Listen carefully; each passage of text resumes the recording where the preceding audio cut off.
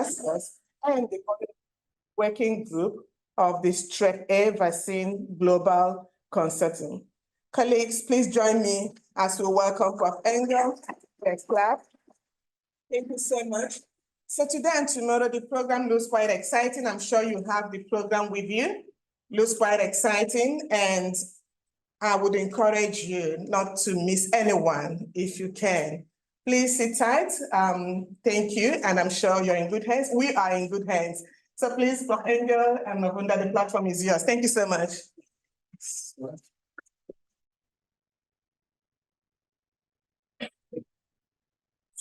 Okay, good morning. Sorry, just where is it? We already sorted. That's awesome. Good morning, everybody, and really thanks for the opportunity to be here.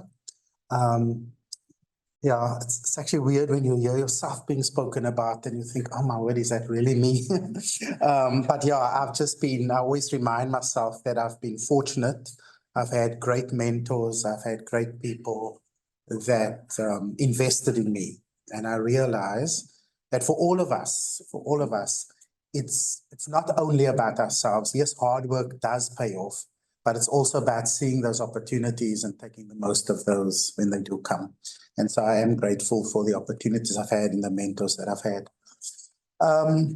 Just to say that for us at Cochrane and for myself personally, I've really become passionate about evidence-based medicine or evidence-based healthcare approaches for our everyday execution of our research. And what we are hoping to show you is that this is not about Cochrane reviews, because I know a lot of people see Cochrane collaboration, they see Cochrane reviews and they think, okay, I'm not doing a Cochrane review, I'm not a clinician. And, I'll listen, it'll be nice, a bit of a break from my usual activity. But what we are actually hoping to show you is that in many respects, all of us as faculty, as students, we're already engaging in some kind of evidence-based approach to how we do things. And what we are hoping to impart here is just a refinement of that.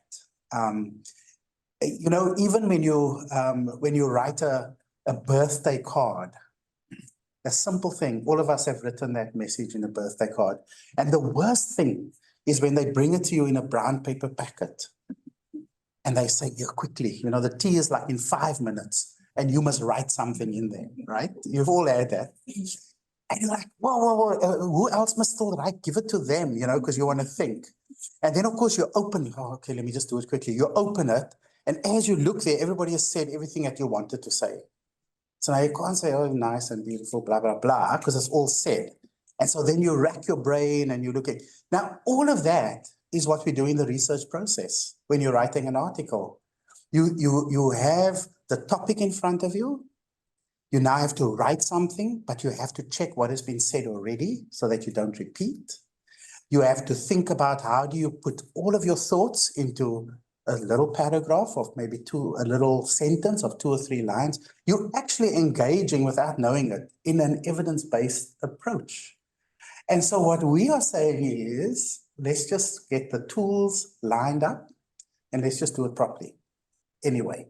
And once you have those tools, your life will be easier, whether you're writing a paper, whether you're doing a thesis, whether you're supervising somebody, whether you're doing a grant application, all of that, so much easier.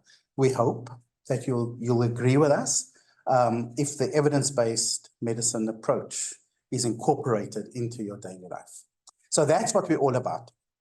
So over the next 2 days, we are going to examine all of those various elements of the evidence-based healthcare approach, the method. We'll give you the tools, we'll give some pointers, but more importantly, we also want to have it interactive, because I know there are folks here who are doing theses, maybe applying for a grant, or you're faculty that's supervising, maybe writing a paper, and it will be best served if we use examples from the group. And if you are really clever and you're getting quickly, you'll get a lot of your own preparation done with everybody's help. So don't feel threatened, like, oh, my question is so unrefined and I don't know what I'm talking about. That's the whole point of this workshop, is that we're going to leave here with a better understanding of how we put our research question together, how we look for evidence, how to summarize that evidence and present it to the world, as it were. Okay.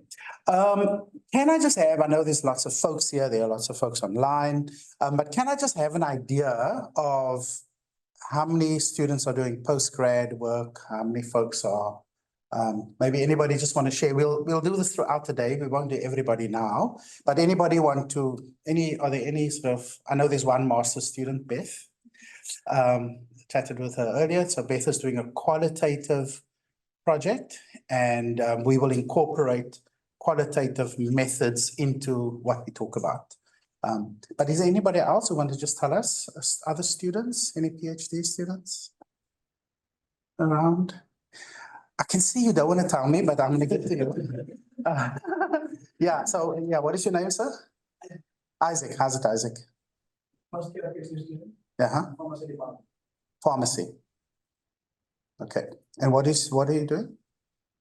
I'm doing apprenticeship in nanomedicine. I'm developing a formulation for TB. For TB. Okay, cool. Anybody else doing PhD? What are you doing in your PhD? Personal science department.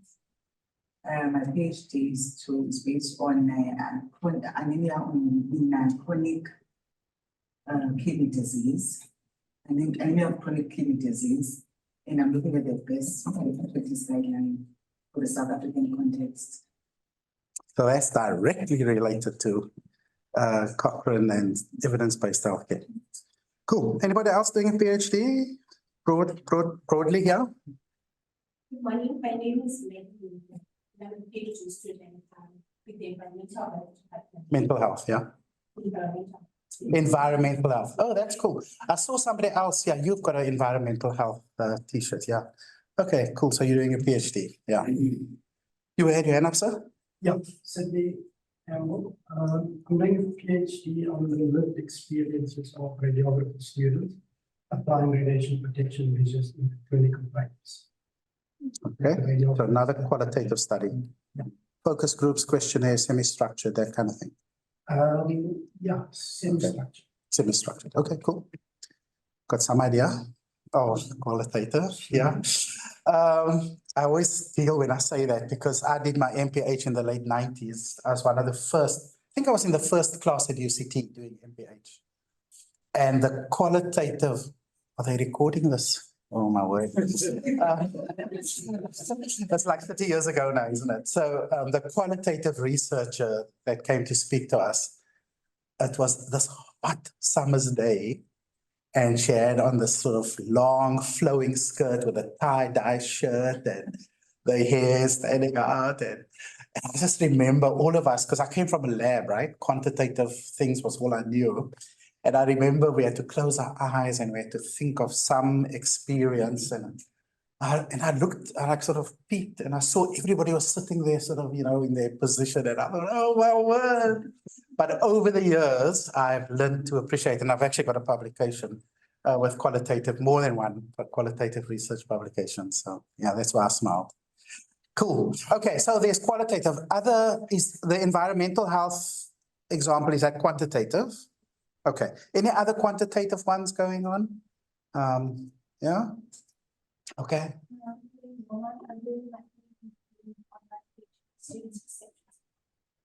Okay. As a quantitative. Okay. So you will have questionnaires, blah, blah, blah. Okay, cool. Okay. Okay. We'll get to others later if you feel free, to share. I know there are folks online. Hopefully we'll get some of their comments as well. Okay, so I think as a start, I'm just going to tell you, to get it out of the way, what the Cochrane collaboration does, just so you have an idea. At which point I will then hand over to Eddie, who's going to give us an introduction to evidence-based healthcare methods. And then everything will flow from that. And we'll talk a bit more about how we incorporate the methods into our theses, into our writing, etc. after that. So this first part, you don't need to take notes. It's just an overview. And then just to say that we at Cochrane, we are now starting to do webinars, so we more regularly. So we just did a webinar, for example, on prevalent systematic reviews. So for many of you, you want to get an idea of the burden of, for example, of anemia in kidney associated diseases. You may want to get the burden or the prevalence of something in terms of environmental health and so on. And so even for that, you can use a meta-analysis approach when you try to summarize what's going on. So for example, you have the burden of HPV in Kenya, then you have the burden of HPV in Asia, then it's in somewhere else.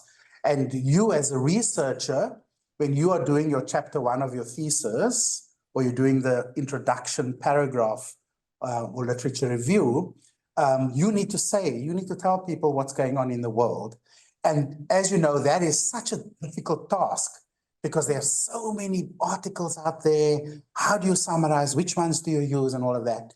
I see you smiling knowingly. And so don't worry, you're going to be able to write your birthday card at the end of today, because that is what we are about. That is what we're going to teach by the end of these 2 days. You'll have some idea. Okay, so I'm just going to load up the Cochrane collaboration, and I won't forget to share for the people who are online. Okay, so I'm just going to give a few introductory comments about the Cochrane collaboration.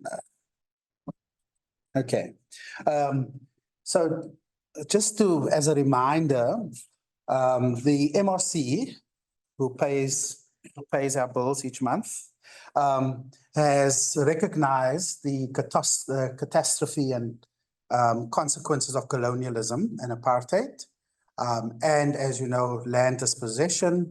And so the MRC is now committed to trying to redress those ills of the past. So we commit our capacities and resources to the continued promotion of justice and dignity in health research in South Africa. Quite interesting, I was at a conference in Australia, and in Australia, they also are acknowledging, and now in Canada, my wife's Canadian, and she's now saying, oh, they were never told about the injustices towards the Indigenous people of Canada. And so more and more around the world, there's a recognition that we need to do something. So the Cochrane collaboration got its name from Archie Cochrane, and Archie Cochrane realized in the late 70s, in 1979, that there was a need for the information around specialities to be organized in such a way that it's available for others to take advantage of. So he said it's surely a great criticism of our profession that we have not organized the critical summary by specialty or subspecialty, adapted periodically or updated regularly of all relevant randomized controlled trials. And that's where it all started. And he wasn't there with the founding of the Cochrane collaboration, but it certainly was his brainwave that got the international community realizing that it needed to do that. So the Cochrane collaboration itself, it's an international non-profit organization that aims to help people make well-informed decisions about healthcare. And there's a few things which we at Cochrane are concerned about. So it's about preparing, maintaining, and promoting the accessibility of systematic reviews of the effects of healthcare interventions. And that has expanded a little bit. We don't only look at interventions anymore. We can look at risk studies. We can look at, even ecological studies sometimes come into play. So there's lots of different types of studies now that also gets summarized through systematic reviews. The first center opened in Oxford in 1992, and Jimmy Volmink, who's a South African, was studying in Oxford in 1994 when he met the guys from Cochrane and brought Cochrane to South Africa after that. The formal launch was in 1993. There were about 90 people there, and now there are more than 10,000 contributors from around the world. And the logo is actually a meta-analysis or a forest plot, which we'll learn a bit more about. And it basically talks about, it was the real results looking at antenatal corticosteroids for accelerating fetal lung maturation for women at the risk of preterm birth. And I'll tell you more about that when we get to the meta-analysis, lecture.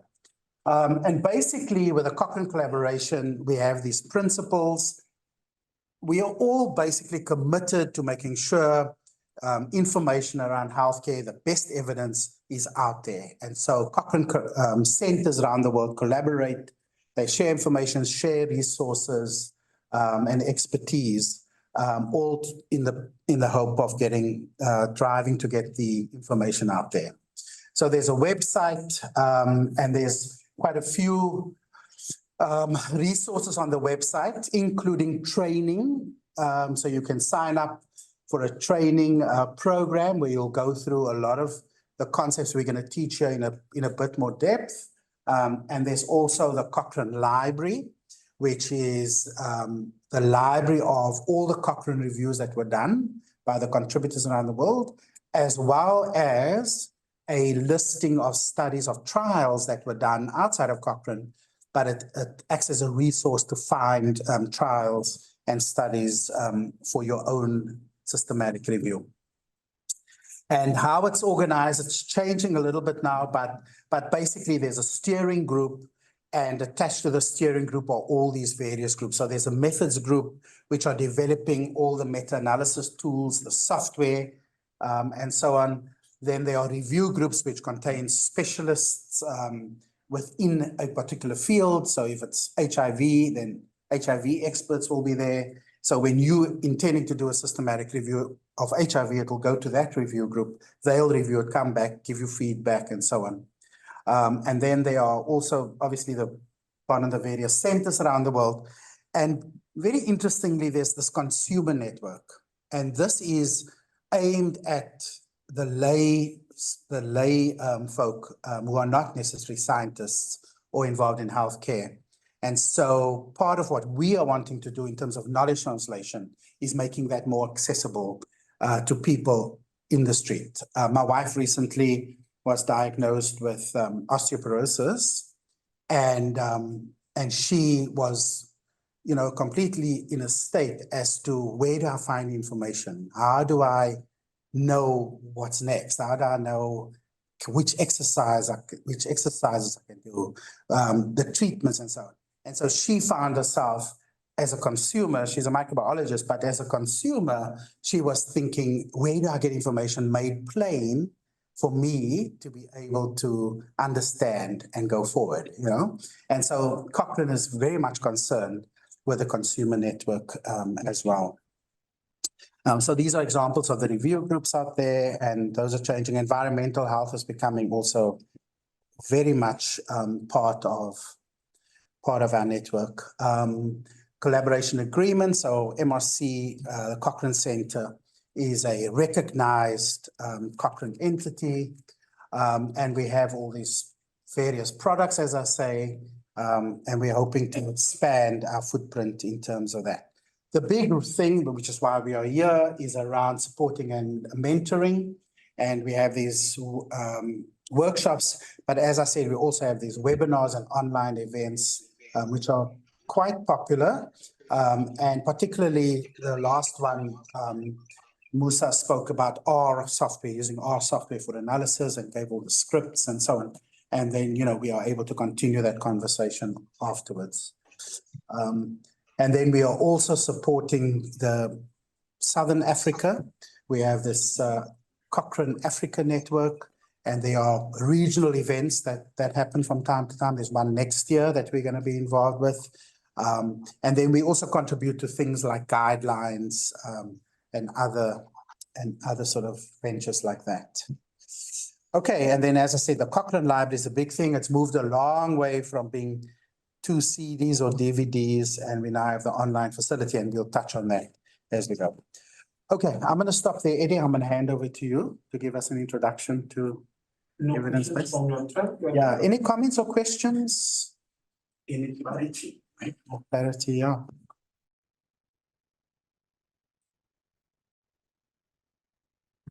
Any comments? Okay, cool.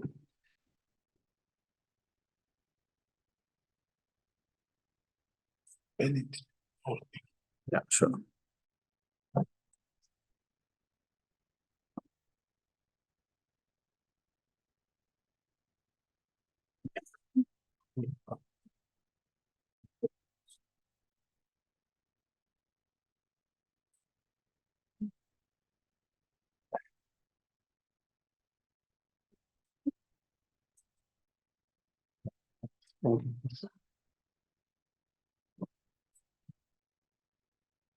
Waiting for you to sit down. Good morning. I must say I'm a bit nervous because I've been giving the workshop before, but this one is it's more huge for me, but I'll try to. I don't know, how many of you did you celebrate yesterday? Gents, I know yesterday Man City was playing and Liverpool, Man U. What happened? I'm an Arsenal fan, I lost and that's it. No, we must talk about this so that we can be able to forget. Thank you so much, colleagues. I think on my bio sketch you have seen, or you're like, this guy, he's got a PhD in botany, he's doing malaria, he's doing HPV, he's sitting on the ministerial advisor of vaccine. And by the way, that was one of the achievement so far that I think I must be proud of, during COVID, to be sitting next to those guys from the government and then being asked, because every night you'll be called at night, middle of the night, what is the evidence now about the vaccine efficacy and safety? So where do I come from? So my love for research started with plants, because as a young person, because I think many of you here, or many of us when we were young, we were told like, grandpa, it is made from someone's, that person's brain or whatever. So, and when you grow up, those funny stories about the medicine. So later I met a professor. I think I was doing my BSc, and then he convinced me to do, because he said, where you come from? I said, I come from Limpopo. He said, you said, Limpopo, there's so many medicinal plants. You know, you can be a pharmacology. And that's when I started. And the other thing that made me to fall in love with the ethnobotany is the word itself. Because people at the class, they'll ask me, what are you doing? No, I'm doing this. What? No, ethnobotany. What's that, man? So the funny way of calling those, when we are with among women, and they say, so Eddie, what are you doing? What are you studying? I said, ethnobotany. So what's that? I said, no, don't worry. But the funny, like the sexiest part of the course, I think, made me to fall in love with this. So so I will be giving you an overview or just a little background around EBHC. So Prof, thank you so much for giving that slide on MRC. So after my talk, and please Prof, remind me not to talk. He always complained that I finish my talk very quickly. And I said, no, I want to speak to people and then I get that. So after my talk, I think all of us will be able to define the evidence-based healthcare. And we also be able to outline those 5 steps that makes the evidence-based healthcare. And I'll be giving us an overview also on the systematic reviews. If I can find out how many of you have done a systematic review before. It can be any systematic review. Don't mind about the Cochrane review, because those is for people like profs who can do the Cochrane review. We have got 2 people. But some of us, I think many of us, we have done literature review before. Yeah. That was me before I joined Cochrane, because I didn't know what is a systematic review. So, but before I begin, I just want to make this very interesting. So how many are we here? Because it's very nice to to engage with each other when we are exchanging the knowledge.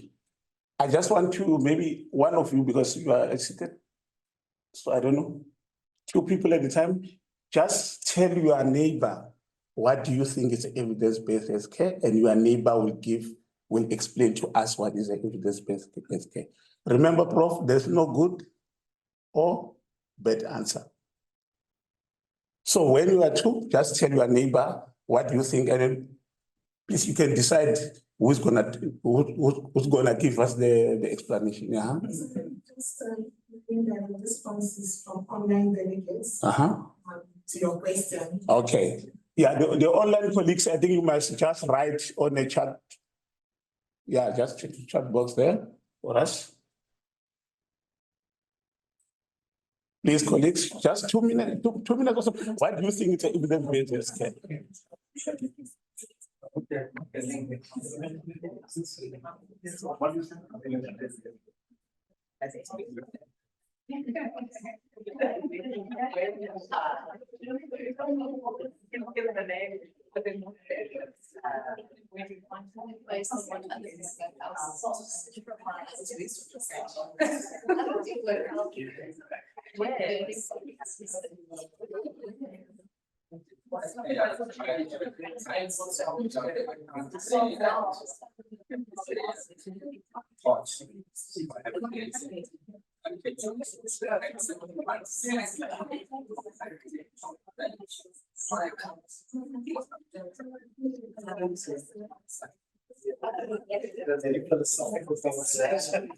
Yeah, I can't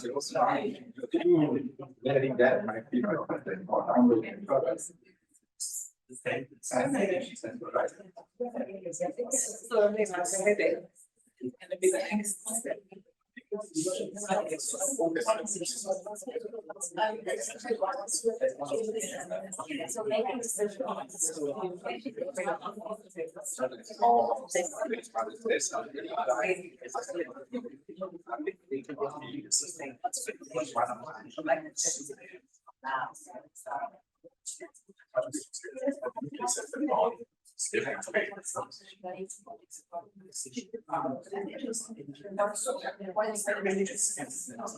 Yeah, I think they're trying to do that now.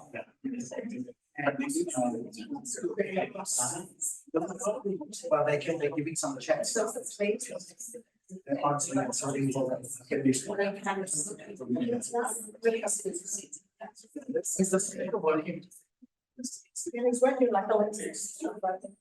Yeah, we will try and incorporate the online chats as well. Is there a speaker? They can unmute it. Oh, okay, perfect. Thank you. So they can. Okay, but we'll start with this one. I think I'll take 3 here, not all of them. Okay, 30 seconds. I hope that we have answered now.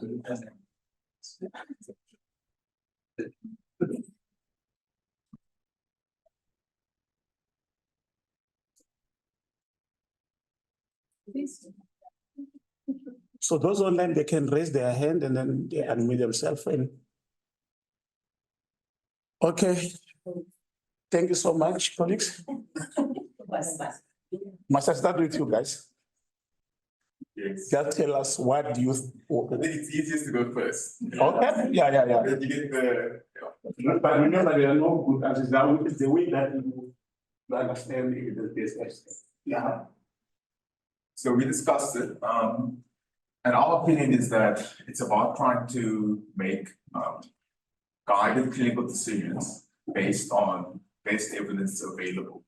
And obviously, what I understand is that there's different grading of evidence where one might say it has to be a randomized controlled trial before you can actually use that data or results and apply it to your clinical practice. But there's just certain things where you might not be able to have a randomized controlled trial on due to many factors. But just because it's a retrospective or prospective review also doesn't exclude it from being evidence. But it's just something to keep in mind. But obviously the the gold standard would be a double-blinded randomized controlled trial that's as bias-free as possible, in a large scale with, in different centers. But that doesn't mean, a local review of your practice doesn't, that doesn't contribute to evidence-based care. Okay. I think we made a mistake by starting with you.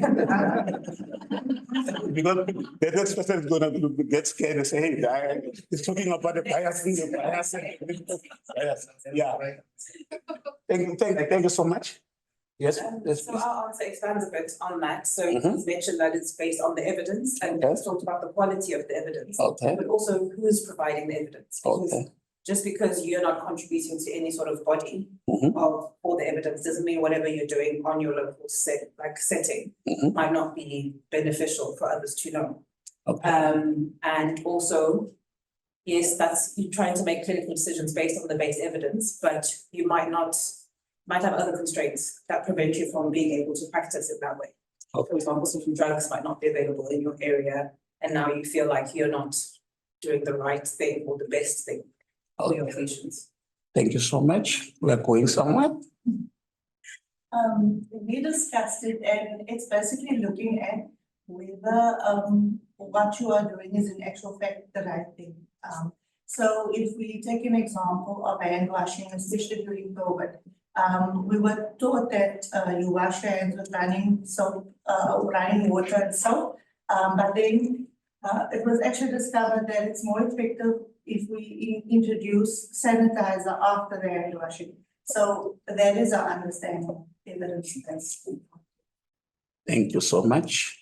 Yes, sir, so that we can close it for the room. Okay, let me just say my own in this direction. Okay, For example, in the side where I come from, they will tell you, if you stay under the rain, something like this will happen to you.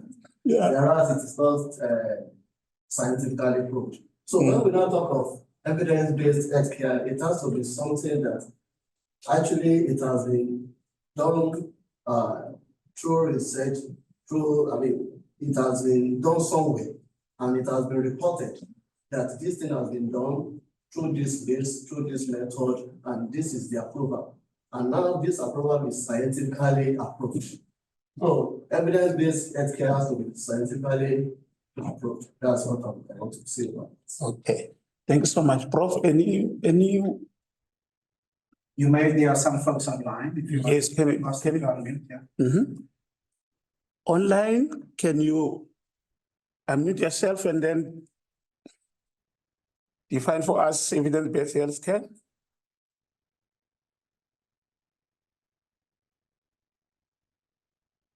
Is there anyone writing down there? Bro? Maybe they can just, yeah, maybe they're on a chat box. So there was a comment summarizing current research available to improve the healthcare, Okay. which is what was said here. Mhm. Then Norma China said it's a provision of healthcare practices based on collected authentic and valid evidence. Okay.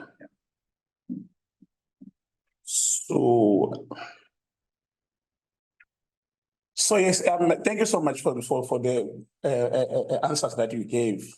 So the definition that was given in 1997 by Sackett and colleagues, he mentioned that it's a conscientious, explicit, judicious use of the current best evidence in making healthcare decisions. So in making healthcare decisions, the issue of water, washing hands under the rain, like saying like when you say, but there's no evidence for what's going to happen under the rain. So, but when you are making this healthcare decision, you are integrating the individual expertise, the things that you mentioned, and also you are using the best available research evidence. So I think by now we understand where we might be understanding this EBHC differently, but we are on the same direction. So why do we need evidence-based healthcare? So as a scientist, or sometimes we do research which is no longer needed. As Prof alluded earlier, that you will find that you are repeating a research which has been done before. And then, so the question will come, so why are you repeating something that has been done before? So as Chama said here, he mentioned that it is the business of police makers and practitioners to intervene in other people's lives, yet can be medical doctors. Although they usually act with the best of intentions, their policies and practices sometimes have unintended, unwanted effects, and they occasionally do more harm than good. So do you see why now we need evidence-based healthcare? We want to see if those interventions are harmful or beneficial. So this reality should be their main motivation for ensuring that their prescriptions and prescriptions for others are informed by reliable research evidence. So that was the main reason that we need evidence-based care, because we can continue doing something while we don't know if it's beneficial or harmful. So what happens when you do something, as I mentioned earlier? I think some of the prof you spoken about the issue, the logo. So what happens when you ignore evidence, available evidence? This is you'll result with this. You'll find this. So this is the study. So this is the effect of thromboembolic therapy in preventing heart attack. So if you can look here, in 1960, there was one randomized control trial with 23 participants. They were studying this. They wanted to see if thromboembolysis will prevent thromboembolic therapy will help in preventing heart attack. So the findings were not that effective, and they came to 1965. You can see there we had like 2 studies having participants also 65. The effects were not that good also. But look at 1970, because remember I spoken about the people repeating the same studies every now and then. But in 1970, we had 10 randomized control trials with around 2,544 participants. And now that's when they started to see that this thing is working. It's effective. But look what happened. In 1980, the researchers never stopped conducting this research. In 1980, we had like 27 studies, and there was around 6,125 participants, but they stayed continued. But the finding was the result were effective already. Until 1990, that's when they stopped. So do you see why? And remember, some of the participants were not given, they were given placebo. So do you see the danger? That's why we said we want to see the beneficial part of it and the danger of the intervention that we're doing. Is there anyone good with the forest plot? Yeah, we'll go into. Yeah, Prof is gonna go through with you. So if it's a little bit confusing, no one. Yeah, but all in all, just studies like the number of studies and their effectiveness. If this thing, if the plot here, this thing crosses the line here, it is not effective. But now, because it's this other side, it's effective.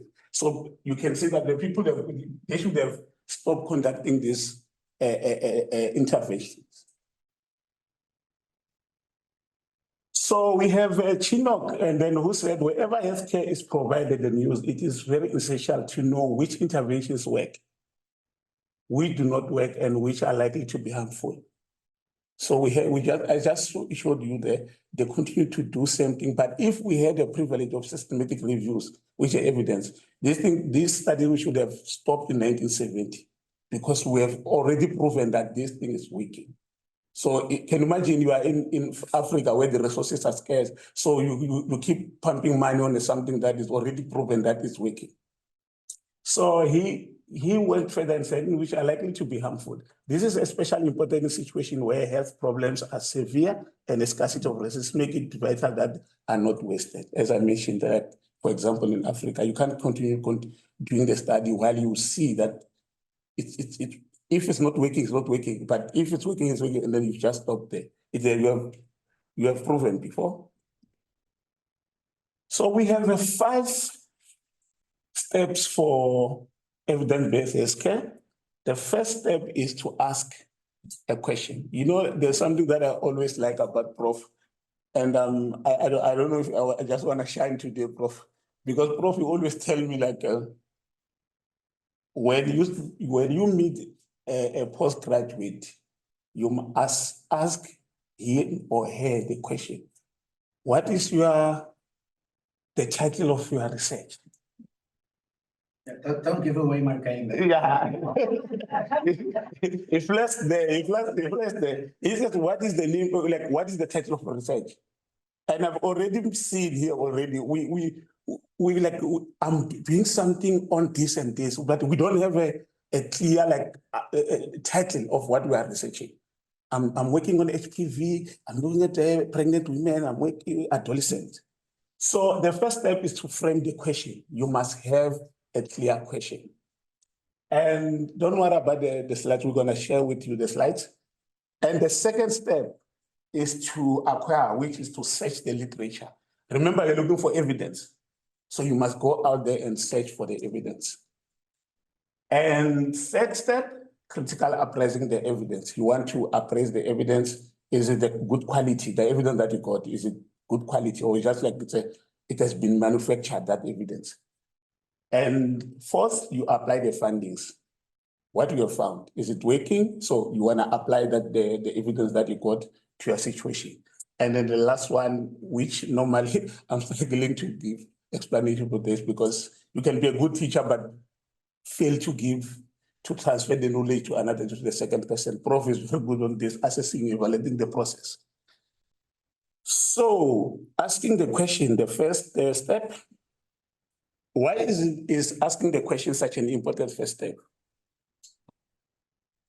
I just mentioned earlier that you can have, I ask you what are you doing? What is the title of your research? But you can't tell because you have got this broad title. So which means you can, it's gonna be difficult for you to conduct research on that, but you have to have a clear question. So it will help you in conducting research. How does it help you? You have a specific objectives. And after having the objective, you'll know now to select the kind of studies that you want to include. So if you're going to use the randomized control trials, you know, like I'm looking at the randomized control trials only. And the foundation of a research protocols, whereby you'll be like, because before you write a systematic review, you must have a foundation, the skeleton. What are you going to research about? And when you are searching, and it will also help with your searching for evidence, planning the search strategies. I'll be giving a talk this afternoon, a planning strategies, searching for evidence. And then now you recognize answers when you find it, and it also help you in terms of efficient use of time. That was asking the question. So how do you ask a question? I won't dwell much on here. You must be able to ask an answerable question. So you need a PICO framework. P standing for participant or population, I intervention, C comparison, or outcome. And I've seen someone was doing the qualitative work. So it's like when you are doing quantitative and qualitative, tend to be, it's similar, but like you pop or Prof is good on explaining it. But we are going to talk more about it when he's on his second talk. So, but the first thing that you need to know is like, if you have a title of your research, you must have a PICO, so that will guide you. This is the direction that you are going only. So acquiring, getting those evidence. So as I mentioned earlier, if you are doing research around treatment and prevention, for sure you will look for clinical trial. If your research is around the diagnosis, cross-sectional studies, prognosis, cohort studies, etiology, cohort studies, and test control studies, Prof will be because I don't want to put more information on you now. And as mentioned now, for all question types, a systematic review is one of the best available evidence. Is the best option. If you want to get the best out, I think you need systematic review. And then the third one is appraising. So why are we appraising? As I indicated before, you want to see the validity or scientific validity of the evidence that you have. And is the evidence that you have, is that important to you? Is it what you are looking for? And we have tools like the AMSTA tool, which it's a tool that you use to gauge your evidence. So once you got the evidence, you'll put the evidence to AMSTA tool. It's a critical appraisal tool for systems that include randomized or randomized studies of healthcare interventions. So Prof will talk more about this. And then I talked about applying the findings. So, but before you apply the findings, you must look at the problem. Is it the evidence that you got? Is it a problem in your situation? Is it values, the balance of it? Is it feasible? The acceptability? Will you be able to apply those things in your situation? And then assess the process, Prof. The last one, assessing the process, the next step. Yeah. Well, basically, when one makes changes based on the evidence that you found, it doesn't necessarily mean it's going to work for your situation. Particularly if it's in a clinical setting. And so it's quite important that there's this constant evaluation of whether or not the evidence that you have found, which may be applicable in another setting, whether or not it's generalizable to your setting. And yeah, I'll give an example of that later, but that's really the whole. So you keep evaluating your practice over time. So you don't just, in other words, a guideline is not something that is done in 1970 and you just leave it. It needs to be constantly evaluated, updated, checked for generalizability, and regularly updated. Yeah, so it's about it. Thank you, Prof. Yeah, so with evidence-based healthcare, this is where it ends. And I think for now, we can just go summarize a little bit of the info that we shared with you. We were able to define a BHC, and we identified those 5 steps. Asking the question, you must have a clear a question in order to get the evidence. Secondly, to acquire, you must come up with how are you going to search for the evidence. Thirdly, it's appraising the evidence that you got. And number 4 step was to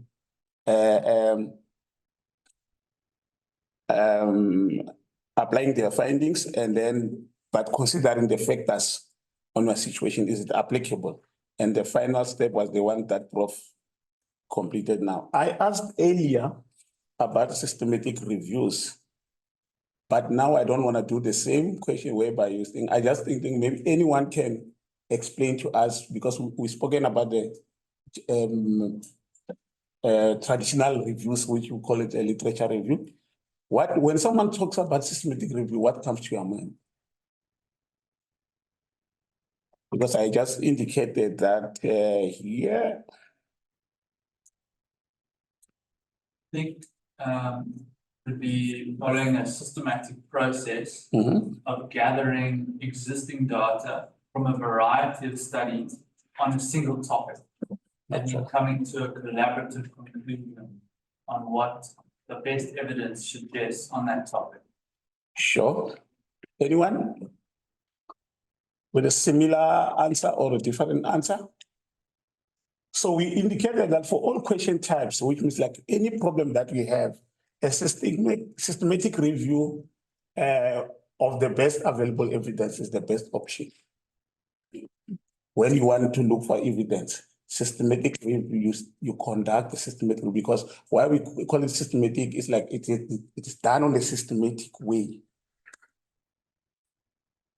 Let me focus on a systematic review now. How are we doing with time, Prof? So yes. So what is a systematic review? a review in which bias has been reduced. So you have reduced the bias because you have developed a protocol. This is how I'm gonna do this. And then every evidence that you get, you treat it on a specific way. Same way. Has been reduced by the systematic identification, appraisal, synthesis, and if relevant, statistical aggregation of all relevant studies on a specific topic according to the predetermined and explicit method. So you have predetermined everything.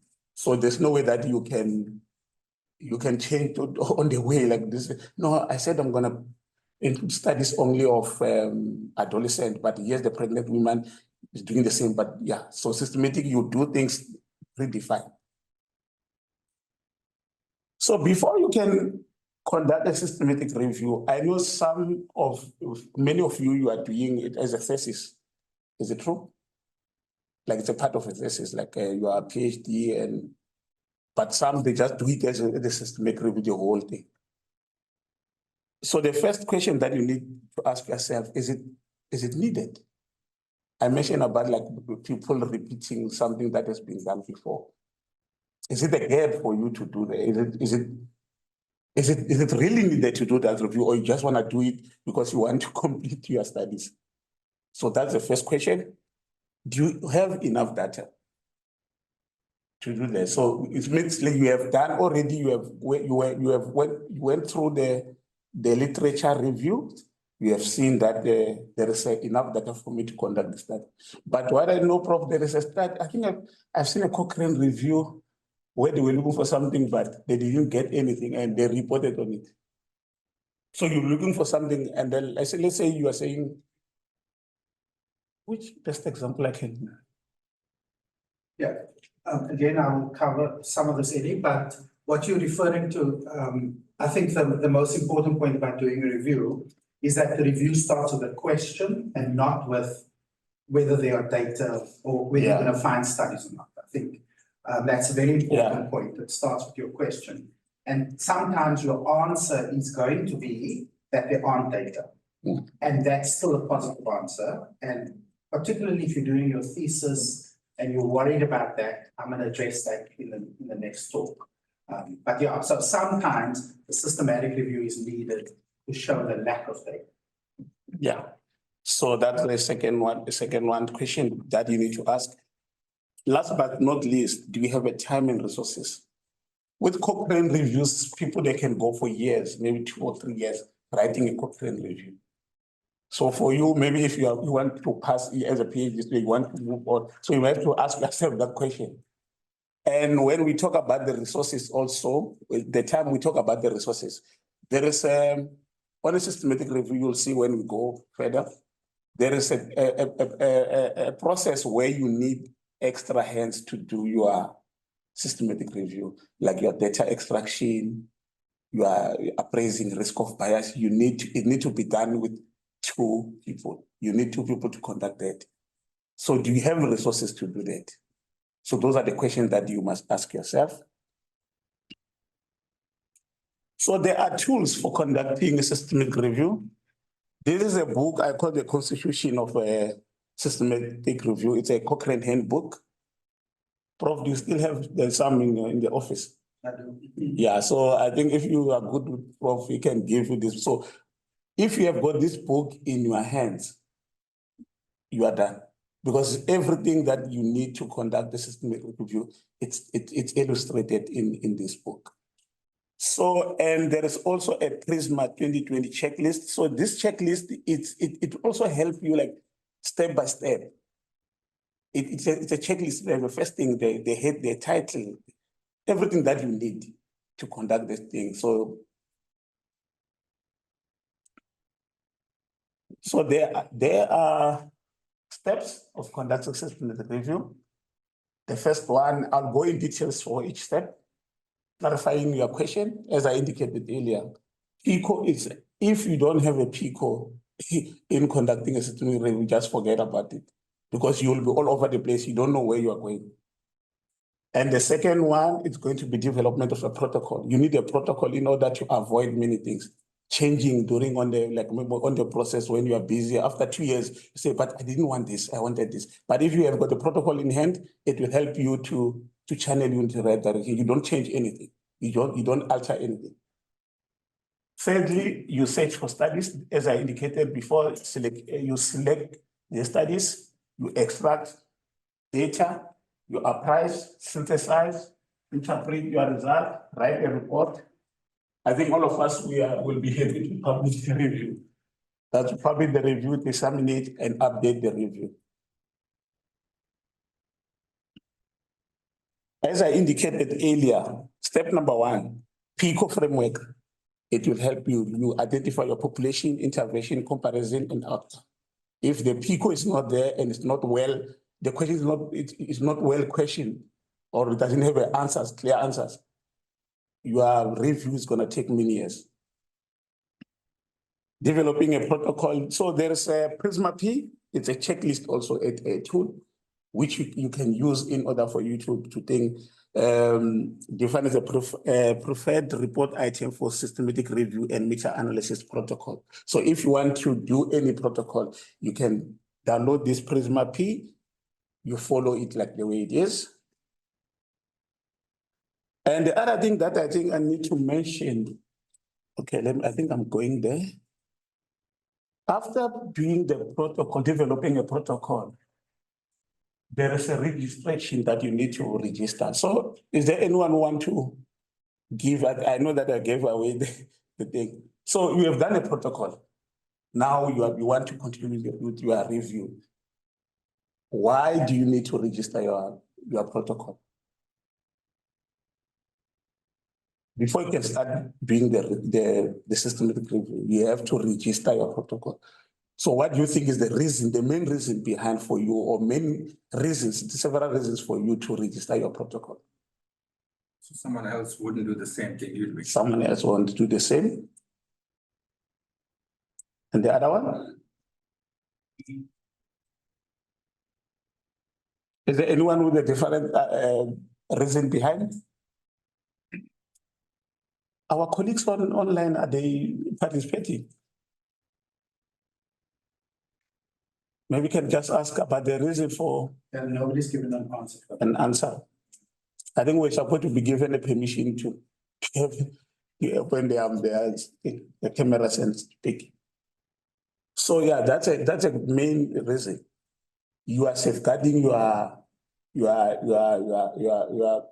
project. However, what I've seen or experienced, you will go to, I'll show you. So you register your protocol here in Prospero. However, I know there are journals like a BMJ where you can even publish your protocol with a BMJ open. It's one of journals that I know where you can take. So the main reason for you to register your protocol is to safeguard your project. But what I've seen is like there will be a protocol here on Prospero. I think maybe some of you can see what is Prospero because it's just an abbreviation. There will be a project for 3 years. It's there.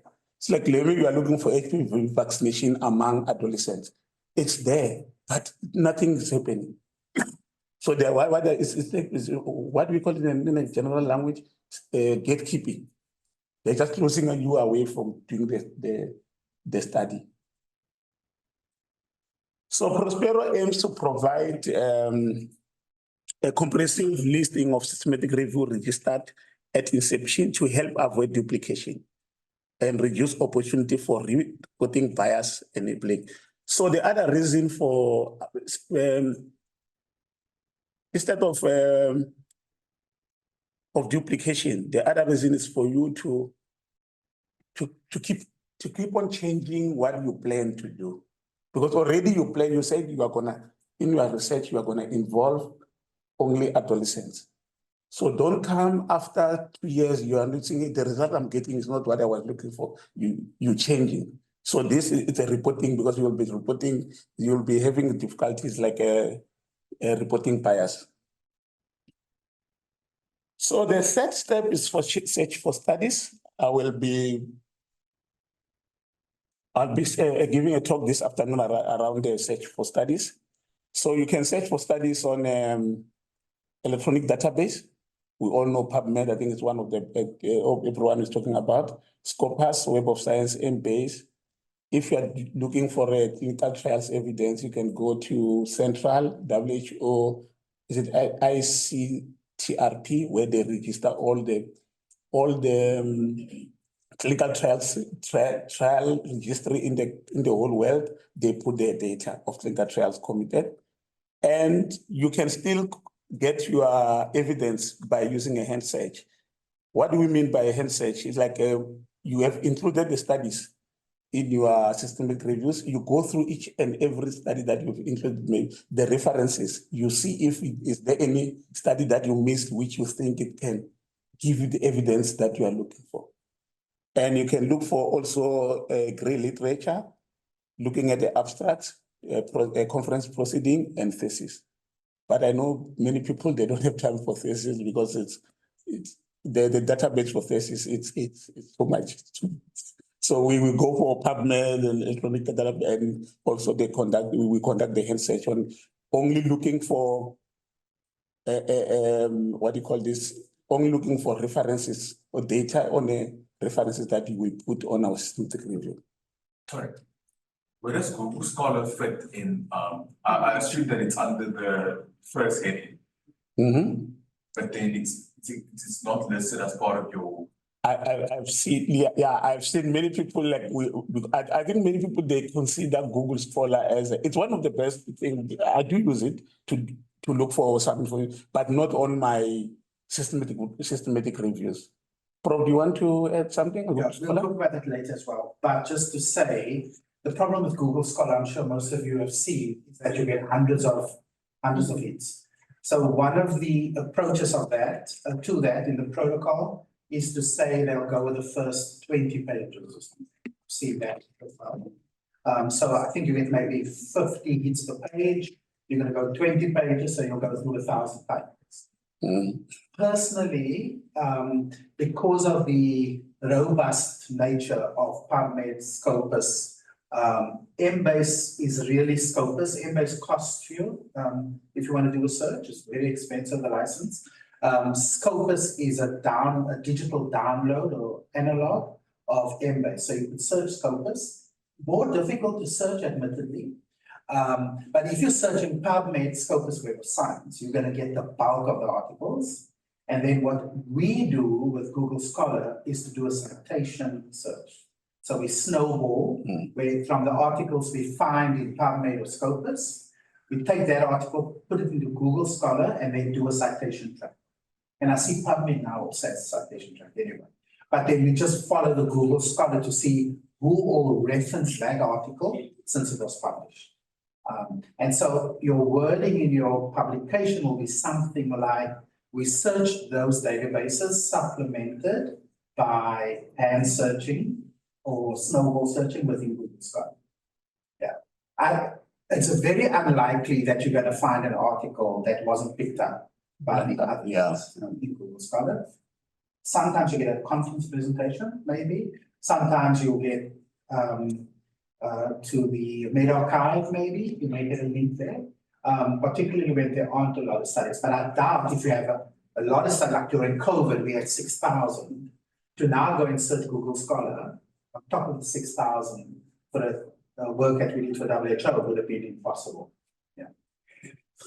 Yeah. Thanks, that's a good question. So, but to add there, Prof, also, where it also depends, the electronic database to search, it also depends on your like a field of your research. So if you are looking for randomized controlled trials, for sure you will be going straight to PubMed or Central or WHO ICRTP or Cochrane Central, where they deal only with the randomized controlled trials. So you are done with the search, and then you have got the evidence, or you have got the studies in front of you. What do you do? The first thing is to be screening the titles. You want to see if the evidence like that meet your protocol that you have already said before. I need this type of studies. They need to be reporting on this. They need to be done in, because if you are saying like the study must be done in South Africa or in Africa only.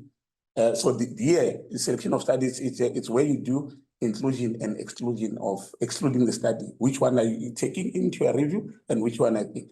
So the first thing is to screen the titles and the abstract. So if you have, the search has given you 1,000 a result back, you don't go to the whole document. You look at the abstract only, the titles. Are they talking about TB? I'm looking for TB now on pregnant women or whatever, and then that's where you include or exclude.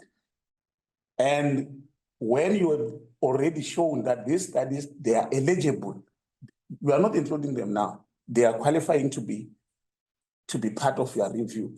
That's when you do the screen full text of all potential, because you call them potential eligible studies.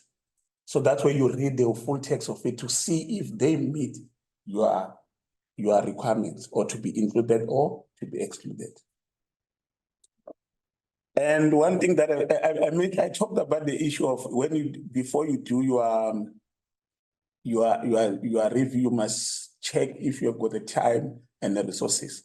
So this process is being done independently by 2 people.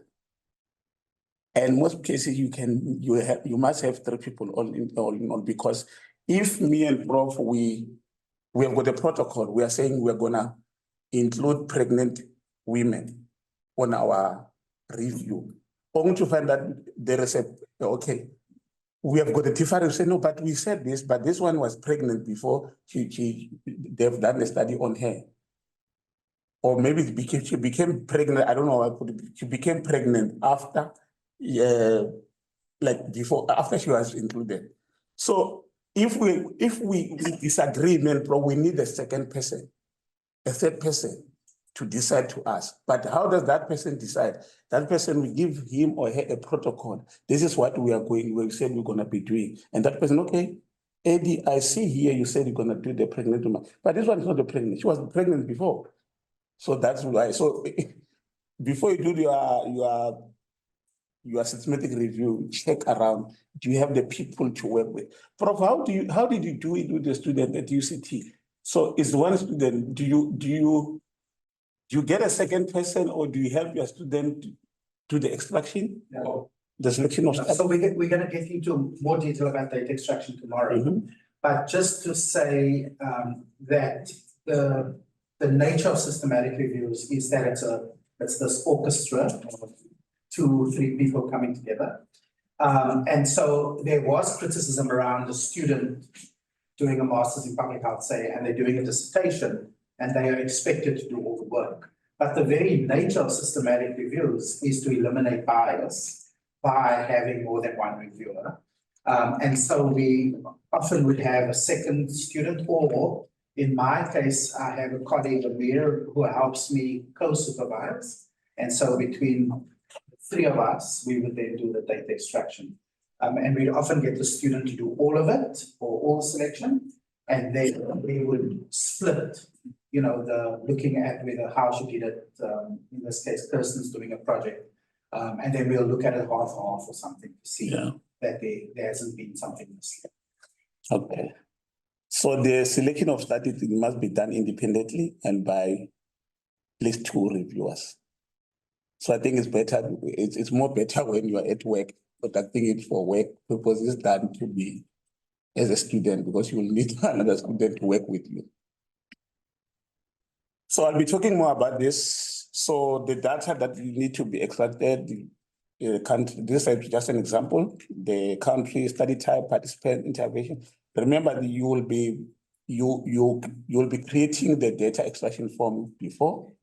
So everything as the protocol mentioned earlier. So you do what you have said you have done, you are going to be doing. And then also the extraction is done independently by at least 2 reviewers. And if you find any discrepancies, the third person come in to sort that discrepancies. So it's comparative. Comparator, I think here was talking about remember the PICO? The PICO, P is participant intervention comparator. Like what are you comparing your intervention to? Yeah. So it depends on the type of study that you will be. So this is the information that you'll be getting out from the studies that you have, they met your eligibility criteria. So we've spoken about the appraising included studies. Remember the data that you get from the each and every study, you must look or must search. So this is just a risk of bias. Prof is going to, you're going to be speaking about the risk of bias. No?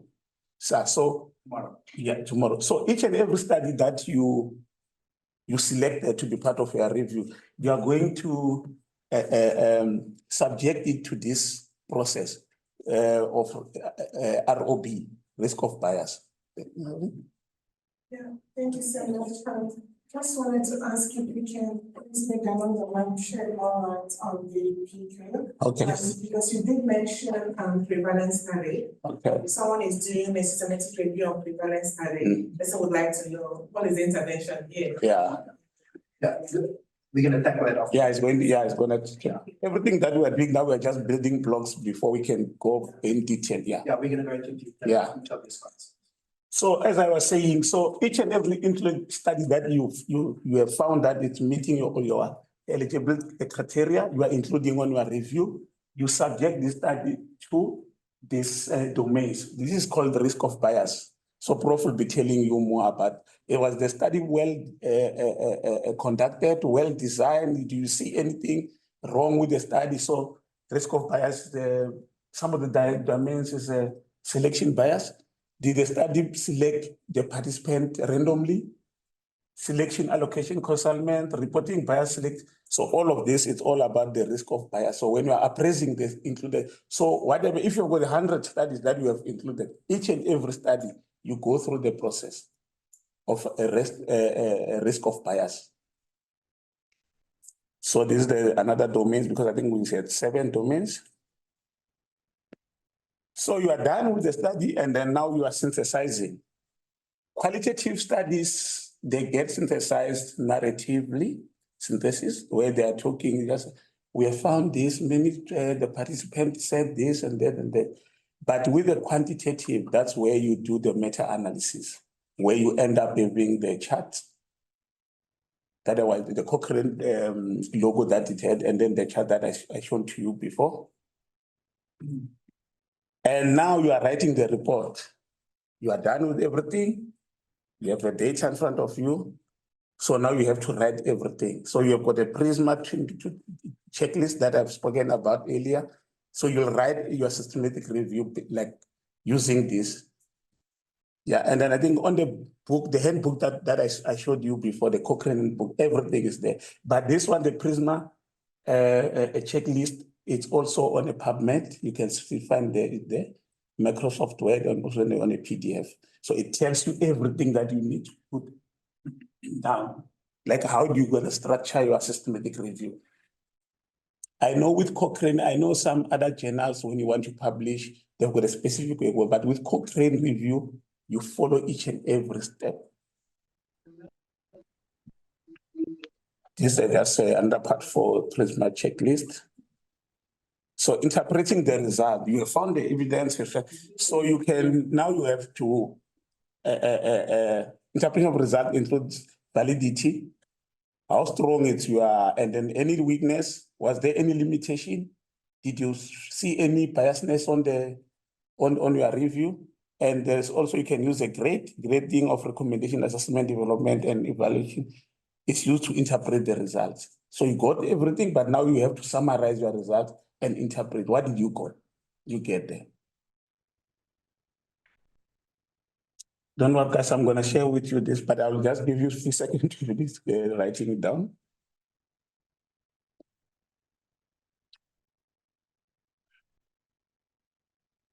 Can I push the button?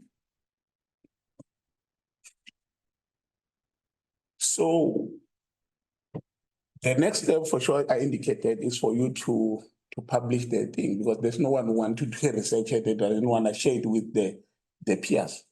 So you look for a journal which it speaks to your field, and then you publish your review. Going to the last steps, because these are the last two steps, conferences and media platform, talking to your peers also. This one, updating the last step of the review. I put it on red because when do you update your review? You update your review when there's a new, let's say there's a study, the review was done in 2000, the year 2000. So which means in 2010, new evidence appeared. So that's when you can do the updating. But how do you update it? You do the search. It's like now you are searching different, like now you are adding because there have been a new evidence that came. So from 2000 until 2024, you look for the similar evidence and then you incorporate it on your review. But I've seen, have you updated any review, Prof? It's like I know many people that don't update their reviews. Yeah, that was going to be my question. Yeah. Already published now. Yeah. You found. So when you update, what do you update it? Yeah, like maybe is there anything different or still the same? As Prof indicated that sometimes you do a review only to find out there's no data for you. So you don't think like, no, but there's nothing there. So if you want to update, you just say, you write a protocol, I want to update. If you didn't find anything, you say there's nothing. But if you find something, yes, there's a new information. So what did you do with it?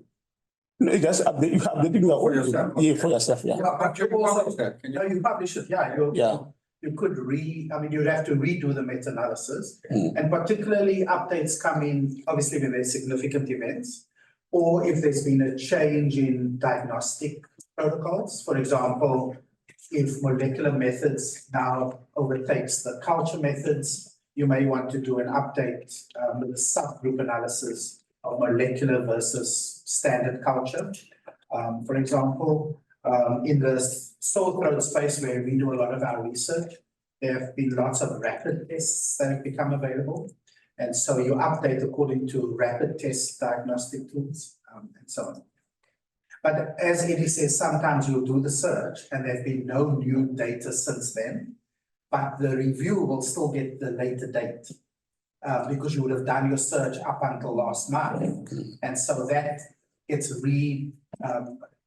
some journals will call it a sort of a second or updated sort of just like a addendum, or whereas in Cochrane, they'd actually published a new date as that date. Yeah, so that's when my systematic review steps end. But just to recapture this, the first step, we were talking about the clarifying the question, developing the protocol, searching for studies, extract data, apprise into the studies, synthesize, interpret, until disseminating. So it looks easy. How many steps do we have? Three. But what I've realized, if you get used to this every now and then, you can you stop following the channel. You know where to start from.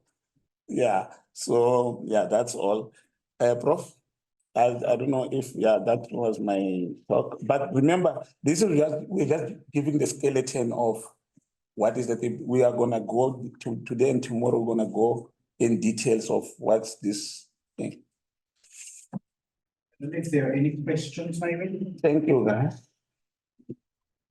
What's the scientific difference between evidence-based practice and evidence-informed?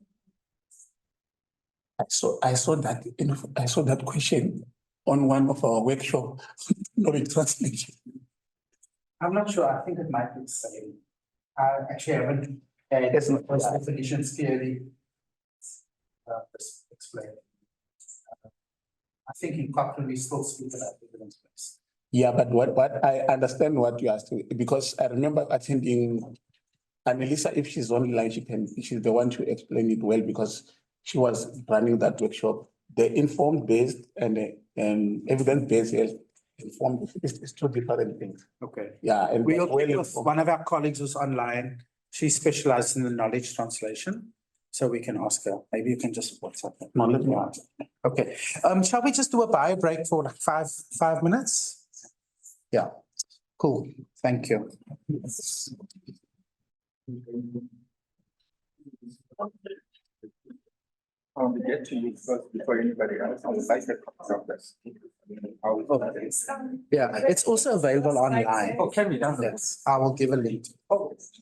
Also on.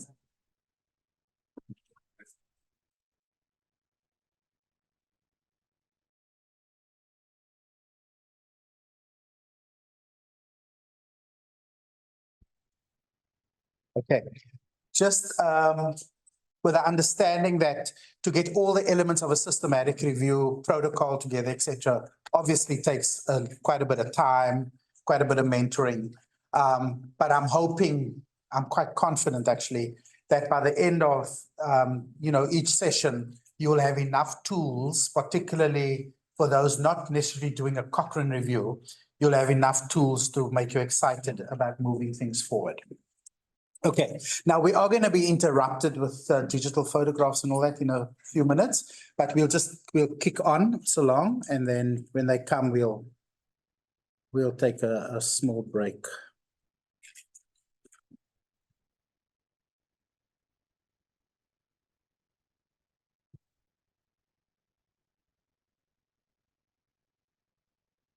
Okay. Not sure why it's showing it like this.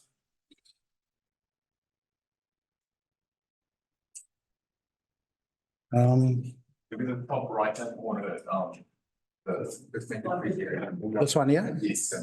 Oh, yeah, that's true. Actually, it probably wasn't bad the other way. Okay.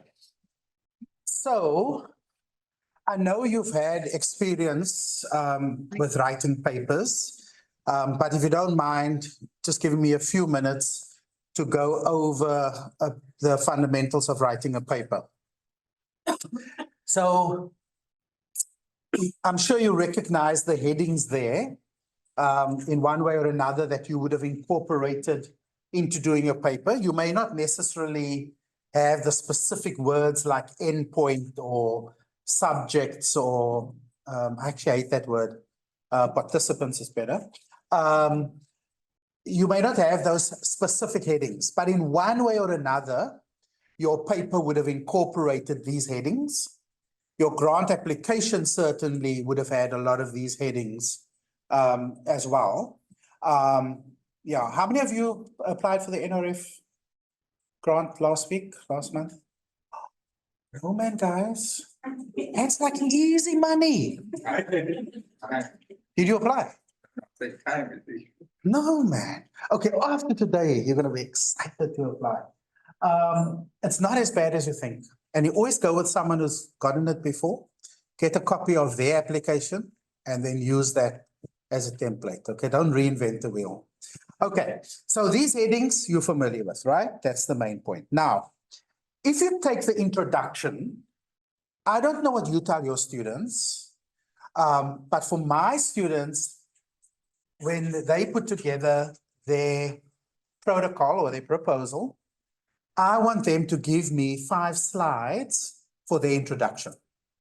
So the way we do it, it's actually, if you're a supervisor, it will make your life so much easier. I don't want long Word documents. That actually irritates me.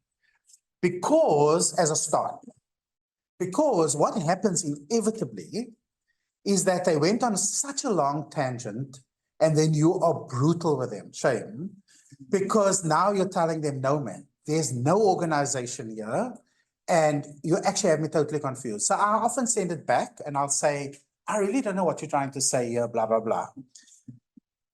Those are for other people's students. With my students, we start off very simply. When we're busy putting their protocols together, we come and we start a PowerPoint slide.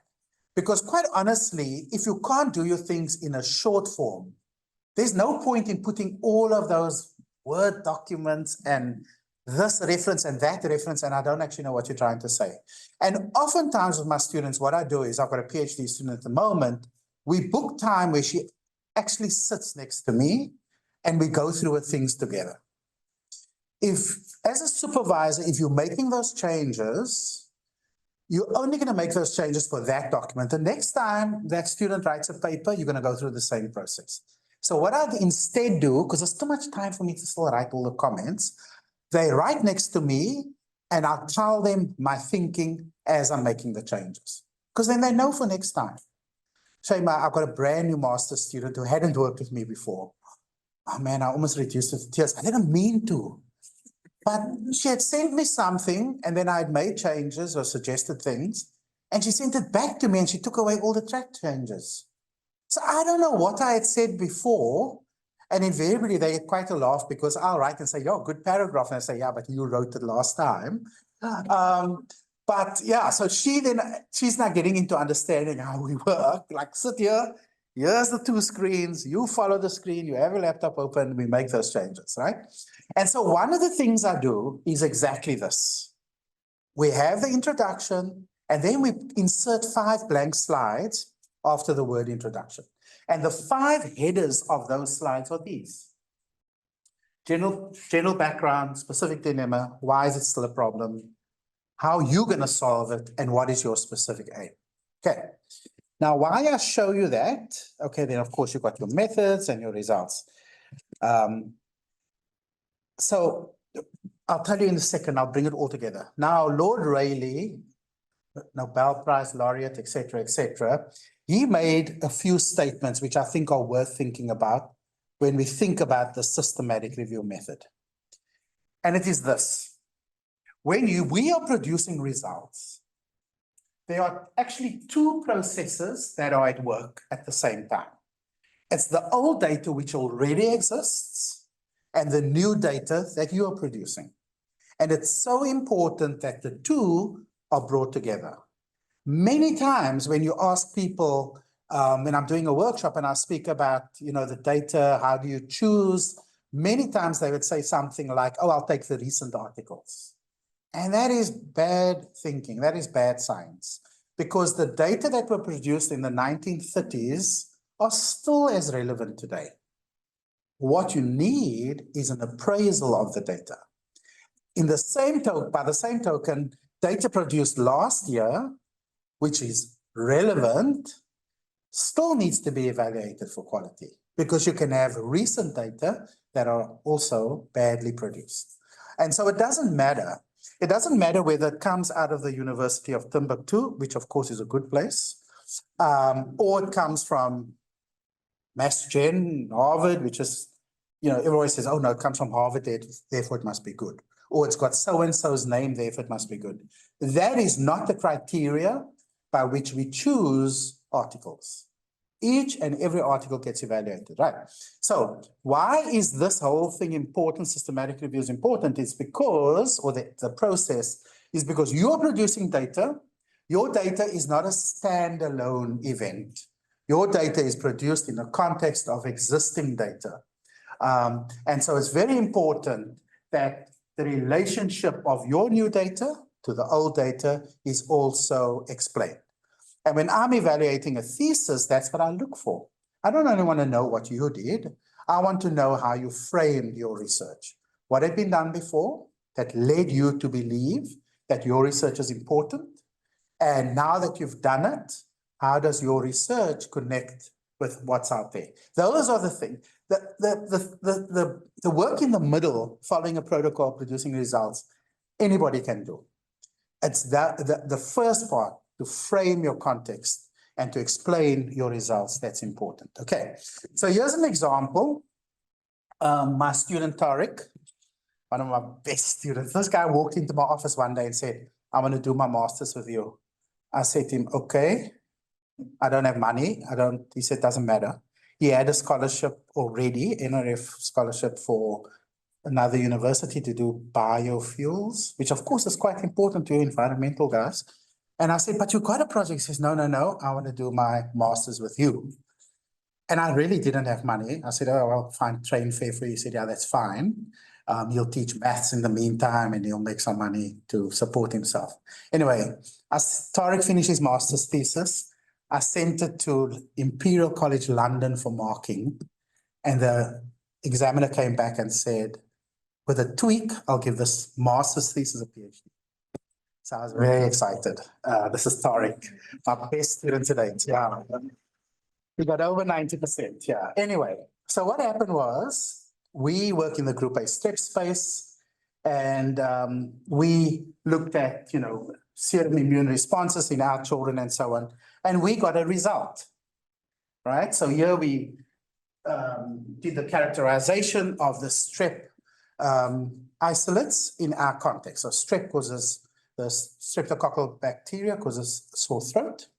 And the big problem with that is that the immune system's response to that streptococcal infection has a mimicry, molecular mimicry with structures on the heart. And so when the immune system attacks the strep bacteria, it fails to recognize the difference between the heart structures. And so it attacks the heart, resulting in pitting on the valves. Valves no longer close. When the heart pumps, the blood regurges, and the children get rheumatic heart disease. And all the things that go with it, you get thickening of the wall, and you get slow sort of swirling of the blood, children have strokes, et cetera, right? Now, in order to make a vaccine, as you know, the vaccine has to target the bacteria appropriately. The problem is there's 250 subtypes of strep. So which ones do you target? You take, number 1, number 70, number 90.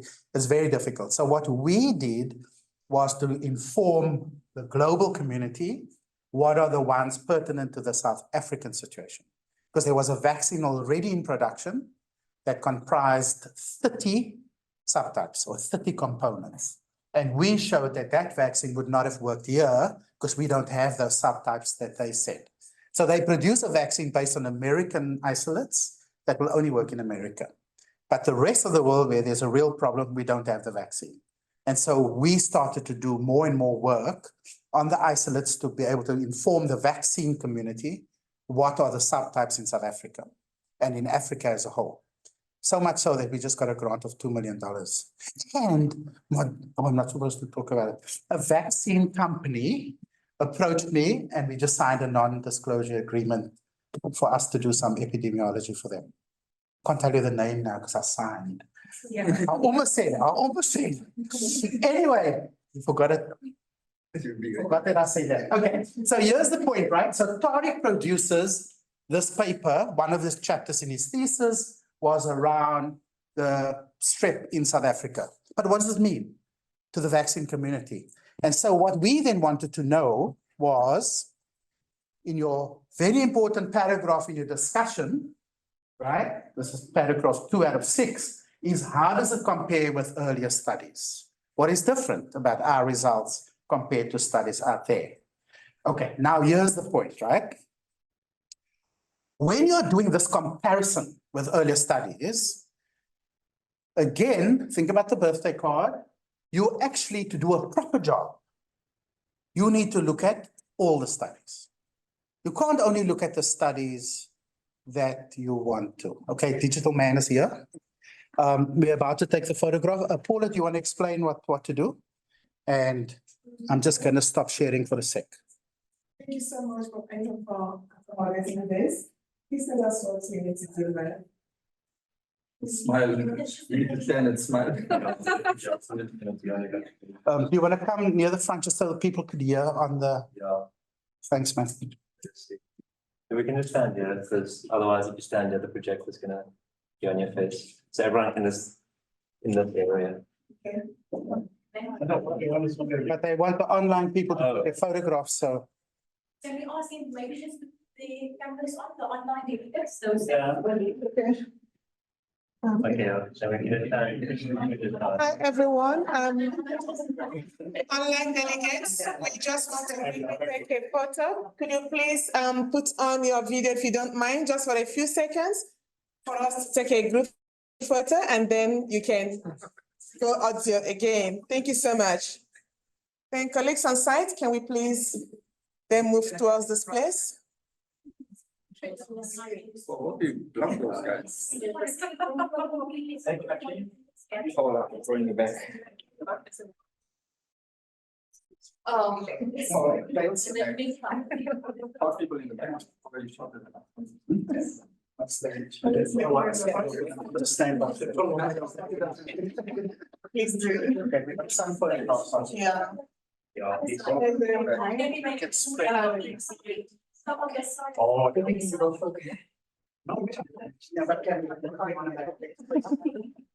And then, but the ones at the bottom, they want to. So I don't know how many people. We're gonna make this. Yeah, probably. Place in the middle. Just to see that. Oh, there's something. Right, you want it? Should we leave a space in the middle? Yeah, I can see the screen, that's fine. Okay. Everybody.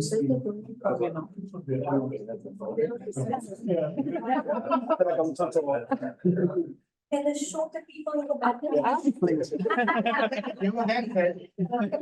That is itis, green itis. If you put some.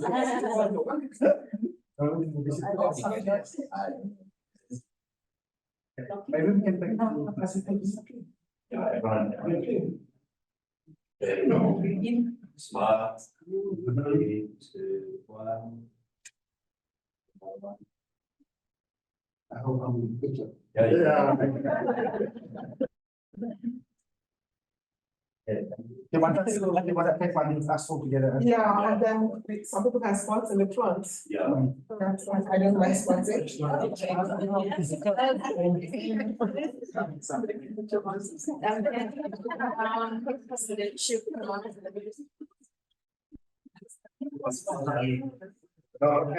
Watch it.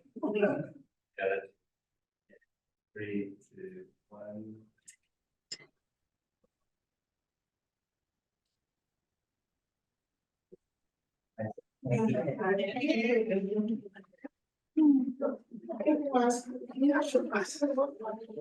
Thanks, guys, online.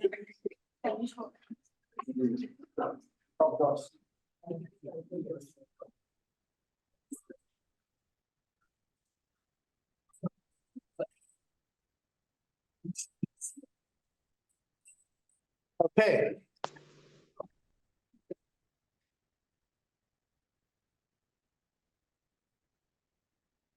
Yeah, so I mentioned the importance of comparison with earlier studies. And I'm also reminding you that this is about finding all the results out there. This is not just about including the studies that agrees with your viewpoint, right?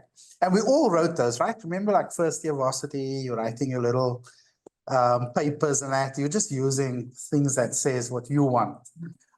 And so those days are gone after today. You're not allowed to do that anymore. Okay, so what is so special about a systematic review? Edison already alluded to these, but these 4 things are important. So it's a systematic identification leading to why it's called systematic. And so it's not a haphazard way. It's not the articles that you like. It's not the articles that comes out of Harvard and ignore the ones that come out of, I don't know, Bloemfontein or something. It's not about that, right? Not only do you find all of those in a systematic way, you will judge them for quality, okay? And there are tools for those, which we're going to talk about. You will synthesize them, whether it is qualitative data from semi-structured, focus interviews, quantitative data where you can count numbers. And then if it's amenable to statistical aggregation, you will do it. And here's the point: of all relevant studies on a specific topic according to a predetermined and explicit method written in a protocol. And the word all is the important one here. When I did a systematic review to look at susceptibility to rheumatic fever and rheumatic heart disease, the best place to look for that is in twins. So to see if there's a genetic basis, right? And so I looked for studies, twin studies that were done, looking at the risk of contracting rheumatic fever in the co-twin. In other words, if the first one was affected, what is the risk that the second twin would be affected? And I compared the results between monozygotic and dizygotic twin pairs. So the assumption is they share the same environment. And the monozygotic will have the same immune genetics. What do you think I found? Okay, the answer is yes, there was a genetic component. And can you think what the risk was? What's the increased risk? 7 times. So if you took a set of brother and sister twins sharing the same home, a set of monozygotic twins. So one got rheumatic fever. In the monozygotic twins, there was a 7 times risk of the second twin being affected. And that paved the way for a big genetic grant, and we involved 6,000 participants across Africa. Cases and controls, yeah? And we showed that there is a locus. Anyway, all relevant studies are needed for that review. And it was a chapter in my PhD thesis, and we sent it to somebody, and we couldn't afford Embase. And so we didn't do Embase. And that guy wrote back and said, well, guy, lady, I'm not sure, saying, you never searched everywhere, so your thing is not complete, you didn't search Embase. So like basically telling the editor, you can publish it, but it's not complete. Anyway, paid 2,500 Rand, had the Embase search done, and there was one extra article. And that article was excluded. I'm convinced it was his article. But he was like, where's my article?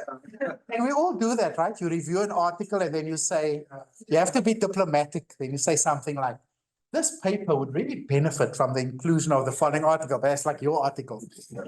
But anyway, the point being that when I finished that, I felt like really good, right? I had gone everywhere. I had Russian articles translated. I could recognize the word rheumatic fever in Russian. I had articles, I had one from Spain, Italian, all of those translated, everything there, including articles from 1930. I wrote to the American Library and they faxed, PDF'd that article to me from a 1930 photocopy. It was amazing, actually. But I felt good because I know I'm the last word on that thing. And you know, the truth of the matter is you're writing the review anyway. Why don't you just do it properly? Because then you're the last word. People will quote you forever. That's like one of my best publications. Oh, my 7,000 citations. That's like one of the good ones.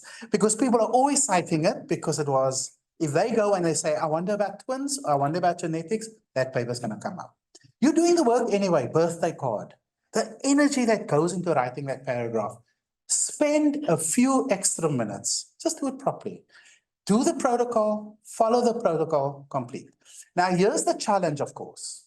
When you're saying all relevant studies, you and I know that that means a huge load. It's going to be a truckload if you do a search, and Eddie will touch on this later. And so the trick to narrowing the search results is in the question. If your question is specific, you're going to get less noise. Do you understand what I mean? Like if you're going to go in and you're going to say, I want to interview all girls on a topic. And you go in there and suddenly you're going to see there's like 20,000. If you say, I want to go in there and interview all girls over the age of 14, under the age of 18, you're immediately narrowing it down. Then you're going to say those coming from a low economic background, narrows it down. So at the end of the day, you're not going to have 6,000 articles to go through. The reason why people are put off with systematic reviews is because they always say, what am I going to do with all those articles? I say, if you do properly, you won't have all those articles. You start the other end, refined question, yeah? We'll talk about that. Anyway, so you've got the idea, and that's what makes the systematic review method special. You don't have to be doing a systematic review per se as a publication. But I can assure you, if you are doing an article and you use the systematic review method in writing up that article in those few paragraphs that I said that are so important, that's going to make the difference. That's going to give the reviewer or the examiner confidence that you looked everywhere, that you were honest, you were transparent in your process. Okay, so we spoke about the various aspects of the systematic review, and we are really talking about where it's coming to now taking your results into context or in terms of that first part where you are searching for, doing the review, the literature review aspect of your paper, your grant. Okay.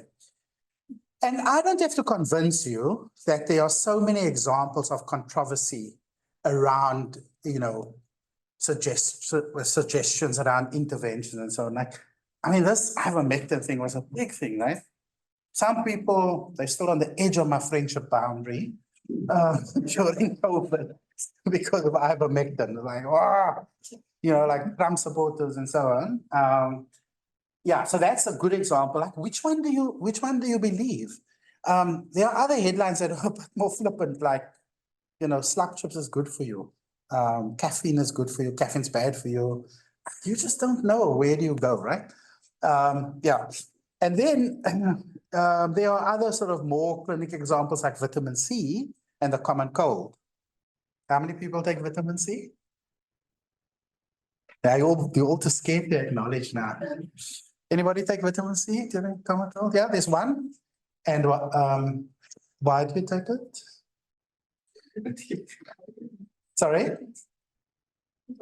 My immunity against Okay, and do you take it all the time? Or only when you're sick? Yeah, so it's very controversial because a lot of that thinking came out of this guy, Linus Pauling.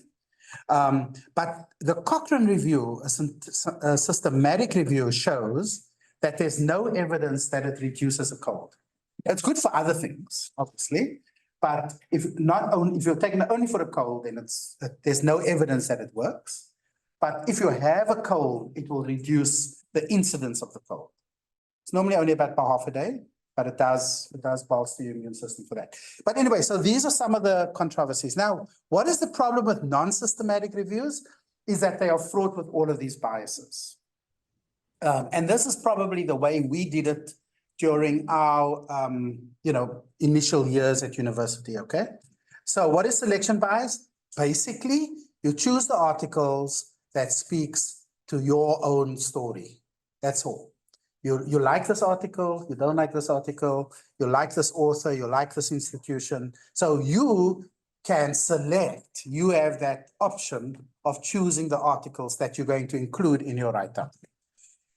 Then there are sort of biases beyond your control. So one of them is publication bias. So you may have all the, the integrity and the honesty that you're going to do it properly, but by default, not all articles are published. And this study done by Easterbrook, where she showed that Oxford University had 487 research projects that were approved, but only 285 studies were analyzed and only 52% were published. And that often happens. A lot of studies are started, they may even be completed, but the results are not special, so they don't publish it, and so on. And so, and obviously we've also had this, we've just had one of our colleagues sadly had her review rejected. And then that just deflates you and you think, what's the point? I'm just not going to do it. And that often happens. And so with my students, I often have, like, we line up 10 journals in a line so that if we get rejected, we go to the next one, make all the changes and then go to the next one, make all the changes, go to the next one. And so we generally are successful. But here's the point, right? So publication bias is because they're just not there. And oftentimes they may not have been put into Medline or PubMed. So you just missed them if you only were to search one database. Then language bias. Many times people only look at English articles. The problem is that English articles are more likely to be publishing studies with a significant result. So if you're only looking amongst English articles, you're always going to find the ones that are positive or have statistically significant results. You need to expand and look elsewhere. As I said, with my systematic review, lots of articles in Russian came up. Yeah, and Cochrane, particularly if you're doing a Cochrane review and it's an article in another language, like one that I did had Korean articles, then the Cochrane Center in Korean did all the data extraction for me. So I just sent them the protocol, I sent them the data extraction form. And I told them what articles. They then went through the articles and they populated all the forms for me. And oftentimes foreign language publications have English tables and figures. Of course, you can, obviously numbers are the same most times, right? And so don't just say, I'm only going to look at English articles, because you are missing a lot of articles out there. Okay, for example, and then this is just, yeah, if you're only going to go for high impact journals, you run this problem. This is the BMJ. They had an article about how they go from 6,000 submissions a year and only 300 are accepted of 6,000. So it's a 1 in 20 acceptance rate. So if you only looking in high impact journals, you're going to miss a lot of articles. Some of them, of course, were rejected for good reason, but often you get that horrible letter that says, lovely article, but not for our readership. Okay, so we've had that, especially with strep stuff. They came back and said, it's not really a clinical thing because you're looking at the vaccine stuff, right? So that's more about the microbiology of the bug itself, and so it got rejected. But then they gave us another one of their sister journals, and they accepted it. But yeah, so again, we don't limit it to the big journals. That's really the point of this. Okay, so coming back to Tariq's paper. So we then, as a result of his results, we asked the review question, what is the prevalence of the group A strep M clusters in Africa? In the current available literature, is there variation based on geographic age, etc.? And as a result of that, we were able to produce a map summary of all the various clusters. So these represent the different clusters of group A strep, and the vaccines are sort of targeting the clusters. And so now we can see, if you look at this immediately, you see orange is big, the burnt orange, I suppose. The red is big. The yellow is big. So immediately you can see those are the clusters that you must be thinking about if you're doing a vaccine that will be pertinent for Africa. It was really cool, actually, because Tariq did the global one and we put it on the UCT website, and that's what the vaccine company saw. And they created this tool where you can put in any country now, and they can then return what the efficacy of that vaccine would be based on those subtypes in that country. Really cool, man. Tariq, the guy that sat in my office and said, I want to do it with you and there's no money. It's so cool. Very proud of him, as you can hear. Okay, cool. So this is just, again, to give you the importance of incorporating it. Now, in Tariq's case, we did it as a standalone, right?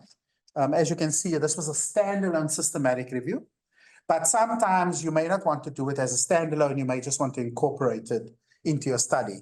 And we've done that also before. There was one study that we did, one of the clinicians did in endocrinology, and he had very few patients in his study, and we combined his results with a systematic review of other studies, and we published it as a combined paper. And the advantage of that is you don't have to do the extensive write-up of a systematic review. But it also gave credibility to his results in terms of comparing it out there. And there's a way to do it, like where you can incorporate it into one paper. Okay, so yeah, so again, the systematic review then helps you to answer this question, which, whether you like it or not, if you're writing a paper, you need that paragraph. Maybe people haven't told you that before, but now you know. The second paragraph is where you compare with literature out there. The biggest problem the students have with writing a discussion is they don't know how to organize it. The results are all over the place and so on. So if you have this organization, it's simple. So these are the sort of shall we say, the root or the main sentence thought for each of the paragraphs, and then you just build up, obviously, with supporting literature. Okay, are there any questions or comments? Eddie, are you monitoring online? Okay. Any comments, questions? Yeah, go for it. Is this framework relevant if you're not doing a systematic review? If you're just doing, say, prevalence study or whatever, any other type of study, everything needs a discussion. Is this absolutely just for systemic review? No. This is for all of your. So what I'm showing you, this is all of you should be doing this, and I'm showing you how we use a systematic review method to fill this paragraph. So all of you should be doing this, yeah? And you know what? Don't start your discussion with, this is the first study of its kind. Nobody cares. Okay? You know the number of times I see that? It is actually, nobody cares. Stop blowing your own trumpet. Okay? Nobody cares. You just say what you found. This study found the prevalence of HPV is boom. Nobody wants to know about all that other stuff. In your weaknesses and strengths, you can say, you know, this study was particularly adds particular value because, you know, we did X, Y, Z. All the nonsense you want to say, you can put it there. Yeah, you need to say, what was the bottom result? Bottom line, boom, we found HPV. This result was consistent across subgroups, consistent across time periods, etc. Then now we want to know, oh, so you found that. Now, what does that mean for the rest? That's when you say, our studies contrast with those found in boom, boom, boom, particularly because blah, blah, blah. That's what you put there. Okay, so this, yeah, thanks for that question. So this is just the point. All of you should be doing this. My opinion, don't have to obviously accept it. But all of us will be doing this in one way or another. And I'm just saying, to finish this paragraph, it helps if you use a systematic method of finding the articles, of summarizing the data, extracting the data, and putting it together. Okay, and that's what we're showing you. This paragraph, or if you're doing a standalone systematic review, it's the same thing. Okay, cool. Okay, I'm going to end with that. Any other comments, questions? And we're going to go into the research question. I hope that was helpful there. Did it sort of give context? Okay, cool. Okay, Eddie, anything online?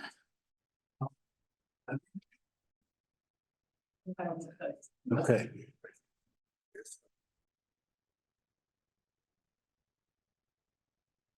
Okay.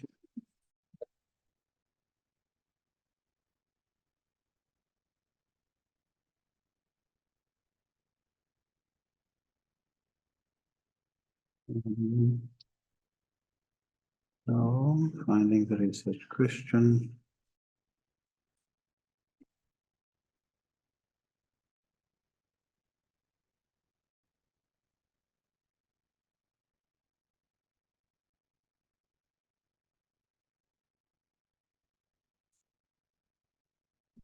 Okay.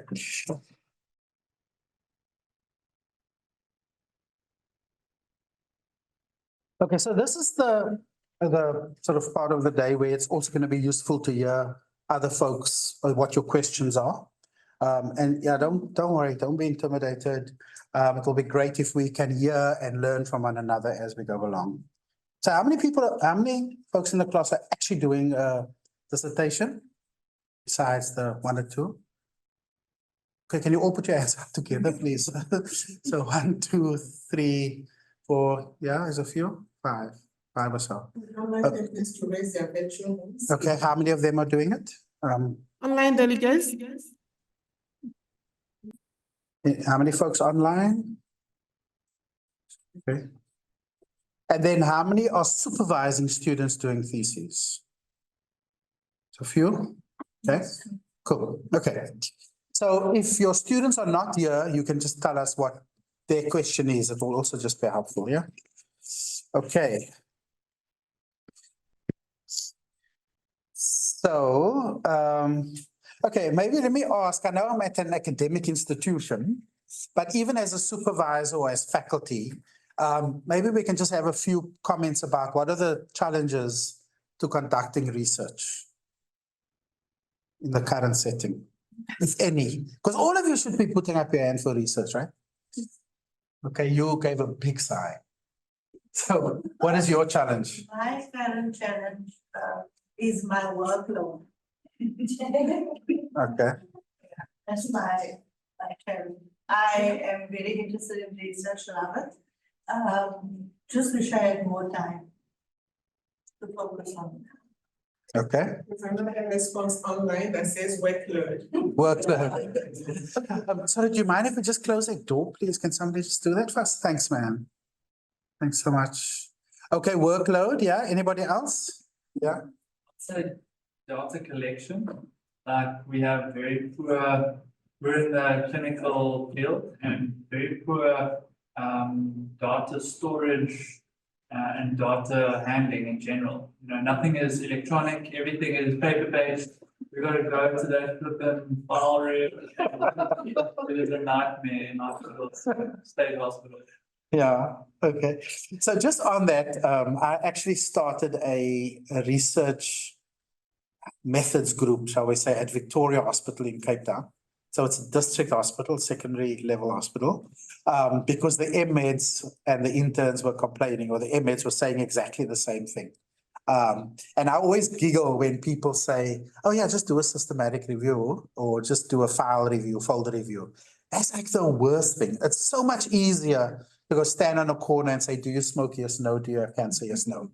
It's far easier to do that prospectively than to go and read folders and find things and all of that, yeah.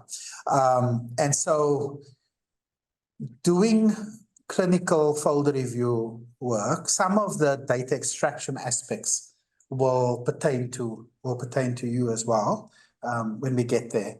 But yeah, that is a challenge. So you've got the question, but now going to find the data. Yeah. Anybody else? Yeah.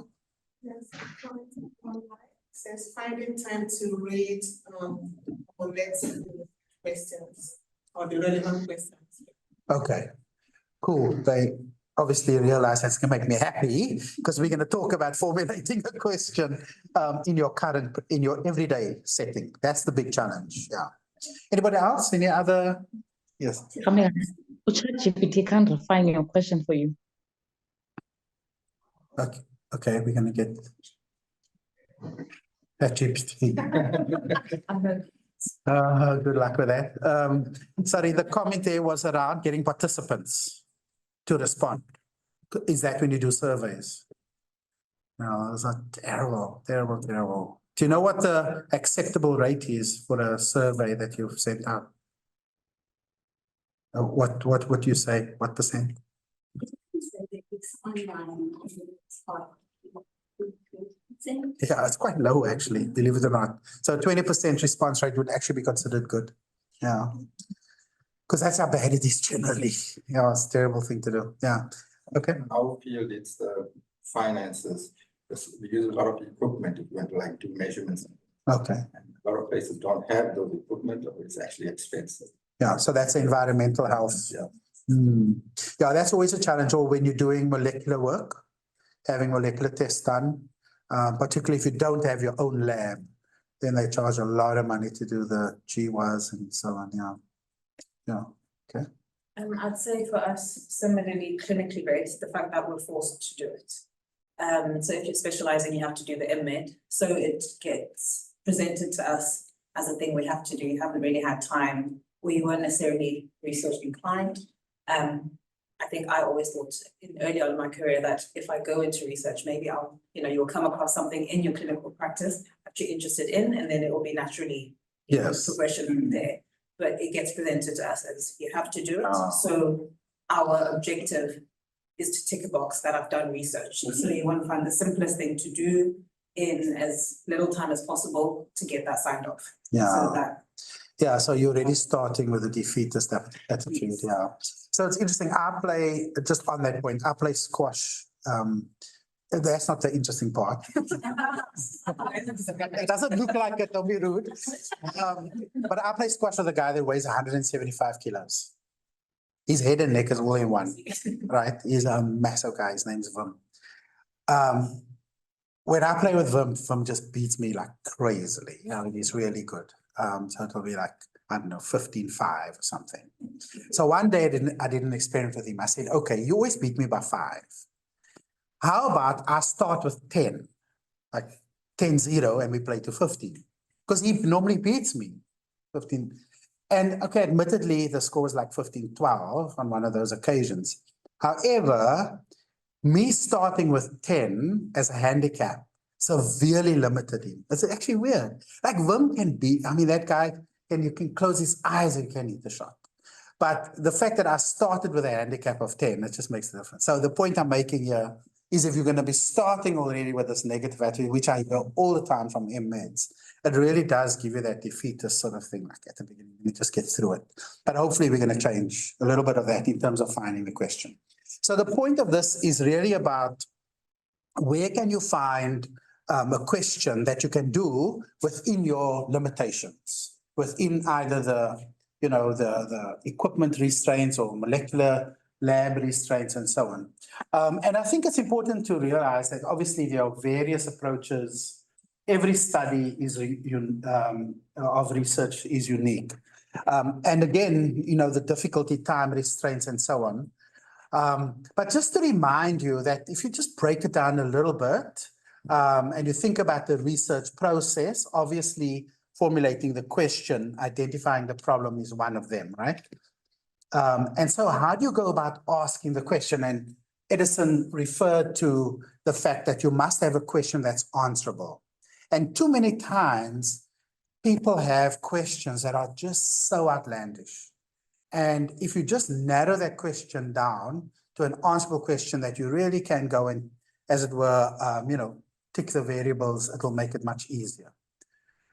And again, it's the first part of a systematic review, as Edison said, and he explained why it's so important. And of course, narrowing down, understanding the question helps with the introduction, formulating that specific dilemma. Okay, so obviously you can't have an answer without a question. And as Edison said, one of my favorite things is to always ask postgraduate students, what is your question? And I almost always get a scenario.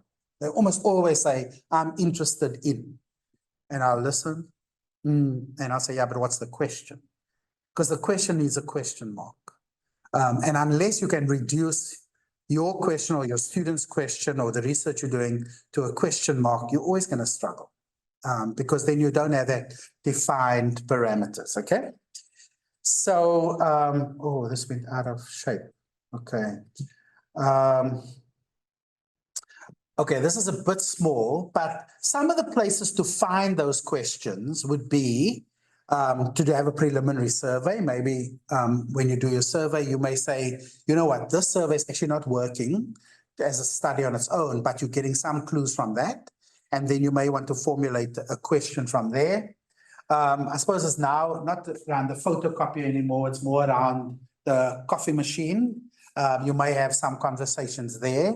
Maybe in the clinical situation, there's a, you know, I encountered this, I wondered about this. That might be a start of a to get the questions going.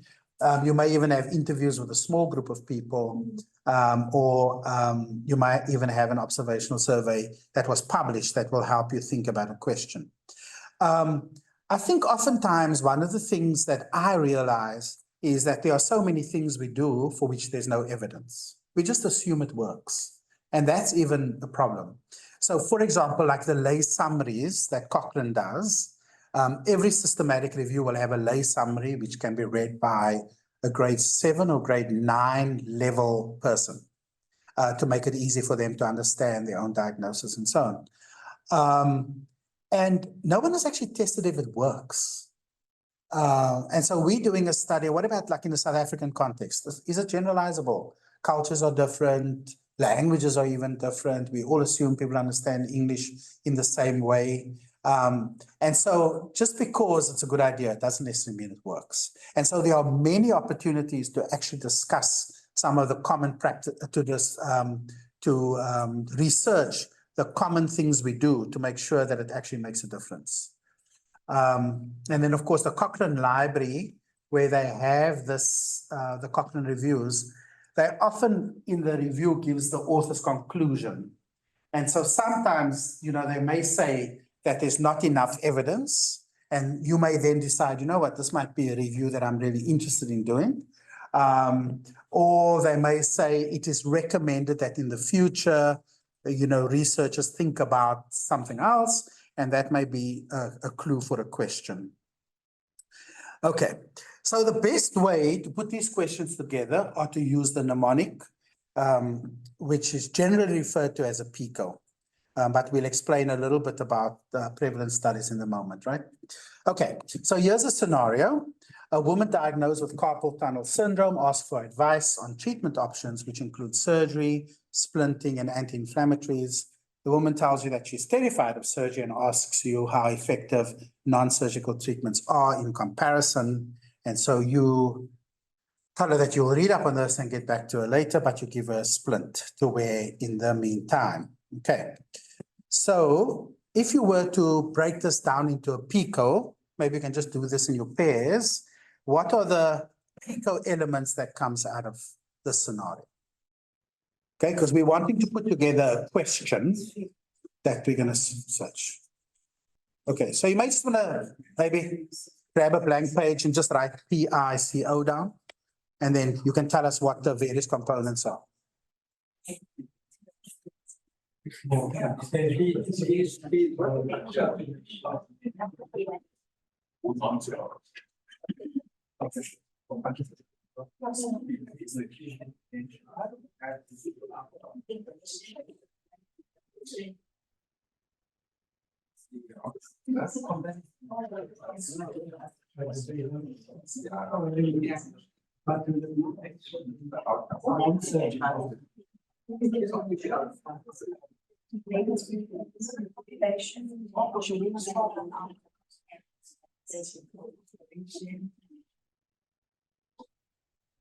Our population there would be.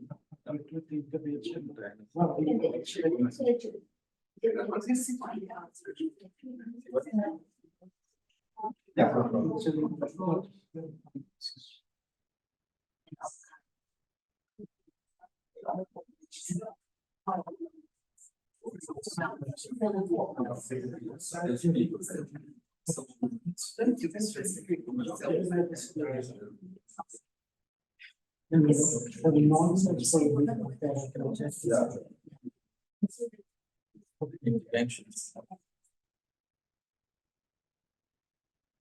That would be a lot.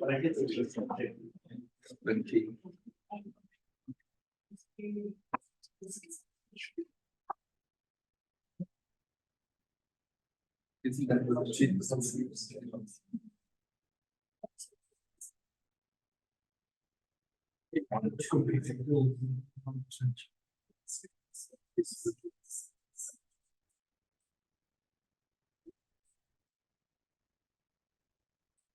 Also,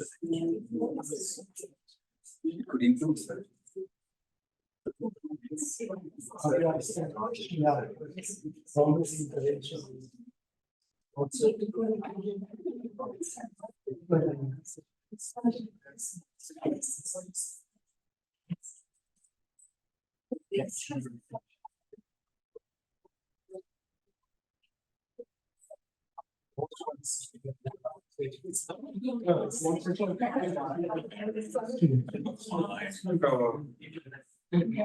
Okay, our scenario.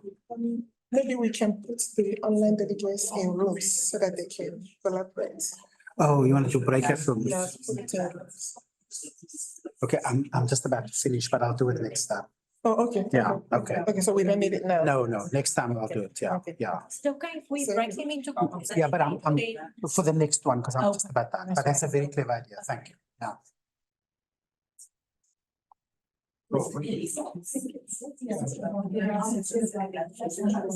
Okay. So, yeah. Okay, so what were some of the keywords that jumped out to you? Carpal tunnel syndrome. Okay, what would be the participant?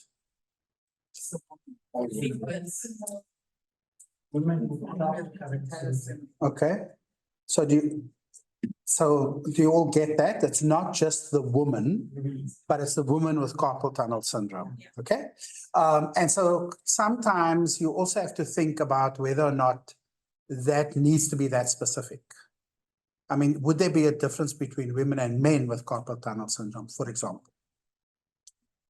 Maybe, yeah, but chances are, so you just have to also apply your mind around that, right? That's the point I'm making. Thinking again about when you're doing your search, because what we are starting to do is to formulate the inclusion criteria for the search. Okay, okay, so that was the one. And what's another keyword? What would be the intervention? Surgical intervention, yeah. Okay, sometimes it could be the other way around, but yeah, surgery. And then the comparator,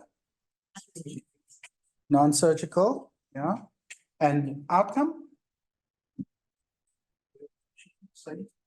Resolution of symptoms, alleviation of symptoms, yeah. It may not be necessarily clear in the scenario, but obviously you also apply your mind. Sometimes you can put the question together like strictly with a formula and it doesn't make sense. So you also want to say it in a way that makes sense. Yeah, so you got the idea. So if you take the scenario of your research, so who's going to be brave enough and just give us their scenario? Okay, so that we can just see. Okay, there we go. On the spot. Or do you want to wait until I go through my next part of my slide? Okay, I can go through the next part. Is yours a intervention study or prevalence? Yes. Intervention, okay, then you can talk. You just. I was trying to analyze the effects of pediatric medicine intervention programs in sub-Saharan. So the research question was, what are the effects of the pediatric medicine control programs in sub-Saharan? Okay. Any concerns about that question? Okay, do you mind coming up front and then? Sorry, to the online guys, we've just got someone coming up front to tell us their question, her question. Okay, thank you. What is your name? My name is Marilyn. Marilyn. Yes. Hi, Marilyn. How are you from? I'm fine, thanks. Nice to meet you. Nice to meet you too. Okay, so you're going to tell us? Okay. Speak a bit slower, please. Okay. Yeah. So I was trying to study and understand the effects of pediatric schistosomiasis control programs in sub-Saharan Africa. So the research question was, what are the effects of pediatric schistosomiasis control programs in sub-Saharan Africa? Okay.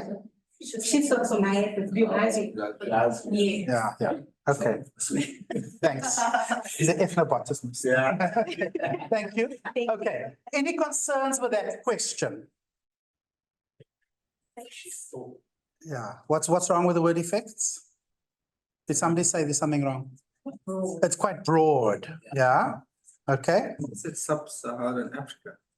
Okay. What's wrong with that? Why only that specific area? Okay. So that's a good. A bias there straight away. Well, so that's a good question and a good point, which will come up in our search strategy as well, but we'll deal with it now. So the first thing is, whatever elements you have in your question, you must give a reason for it.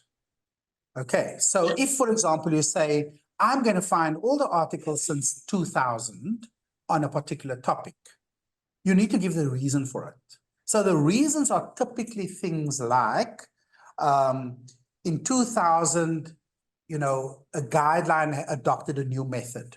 So I'm only interested in the use of that new method. Let's say it's echo compared to auscultation. So I'm only concerned about echo diagnosed rheumatic heart disease from the year 2000. So you must be able to justify it. If you're saying sub-Saharan Africa, you may want to give a reason as to why you're particularly choosing that area, as opposed to the whole of Africa or all low to middle income countries. Sometimes there may have been a systematic review done recently. And so that may preclude you needing to do the same, include the same articles because it was just done. Sometimes a systematic review may have been done, but it may not have been done properly. So there's a tool called a robust tool, which I'll show you. And that helps you to critically appraise an existing systematic review, where you will ask some of the questions that Edison sort of dealt with. Was it independently done? Were there more than 2 reviewers? Was the question explicitly stated? Was the study design stated? And so you can evaluate that.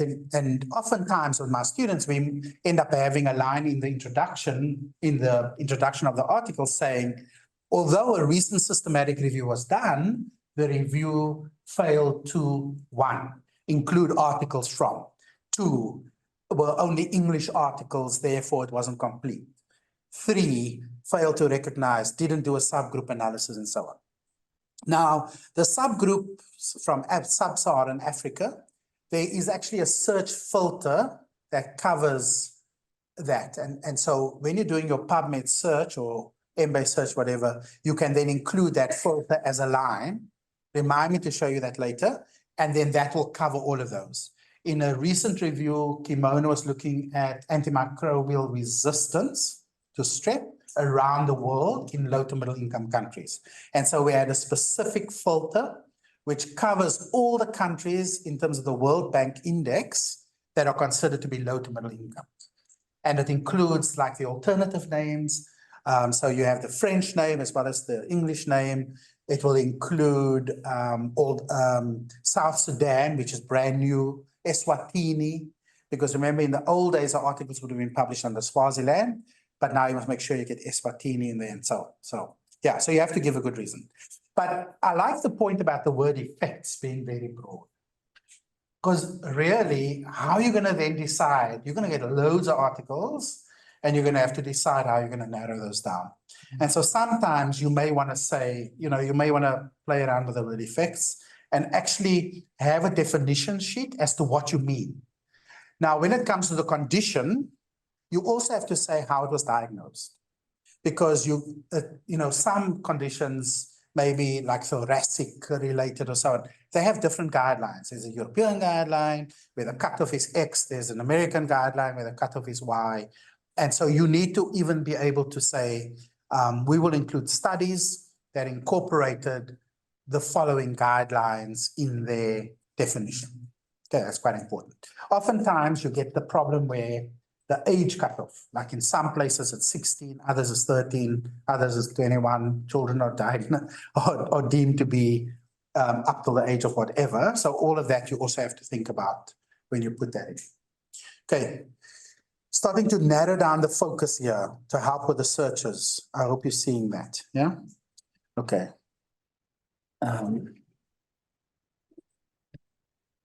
I'm just going to go through those. Okay, so here's another example that was done by one of my students, a dental student.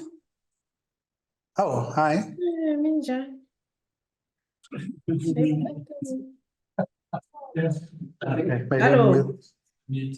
yeah, okay. So here's one looking at laser treatment for fungal infections in humans. Now, when you see this, don't you think, why didn't I think of it? It's like such a simple thing. We always think that everybody else has done it. They haven't. Seriously. It doesn't take a lot to sort of think about some of these questions. Anyway, so Iman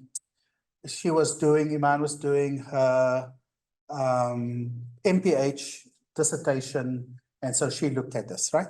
So again, you just break it up into all the various components, okay? So the participants are patients with oral fungal infections, photodynamic therapy, standard treatment, and the outcome was effective treatment, which is measured in different ways. So again, you define ahead of time. You're counting colony forming units, or you're looking at resolution of symptoms, so on. Photodynamic therapy, there are different, again, like in your case, there were different, tools or instruments that can be used, and you try to sort of group them together in putting it, right? Okay, so that was okay. So coming back to the carpal tunnel one now, it is very important that you take your question and define the category that question is. Okay, so a lot of these, it's easy to understand, right? So a treatment question is this drug effective? Or if I put handrails in an old age home, does it result in less falls? Okay, so it's not necessarily a clinical treatment. The intervention, speed bumps in a road, that's an intervention. So in a sense, it's a treatment.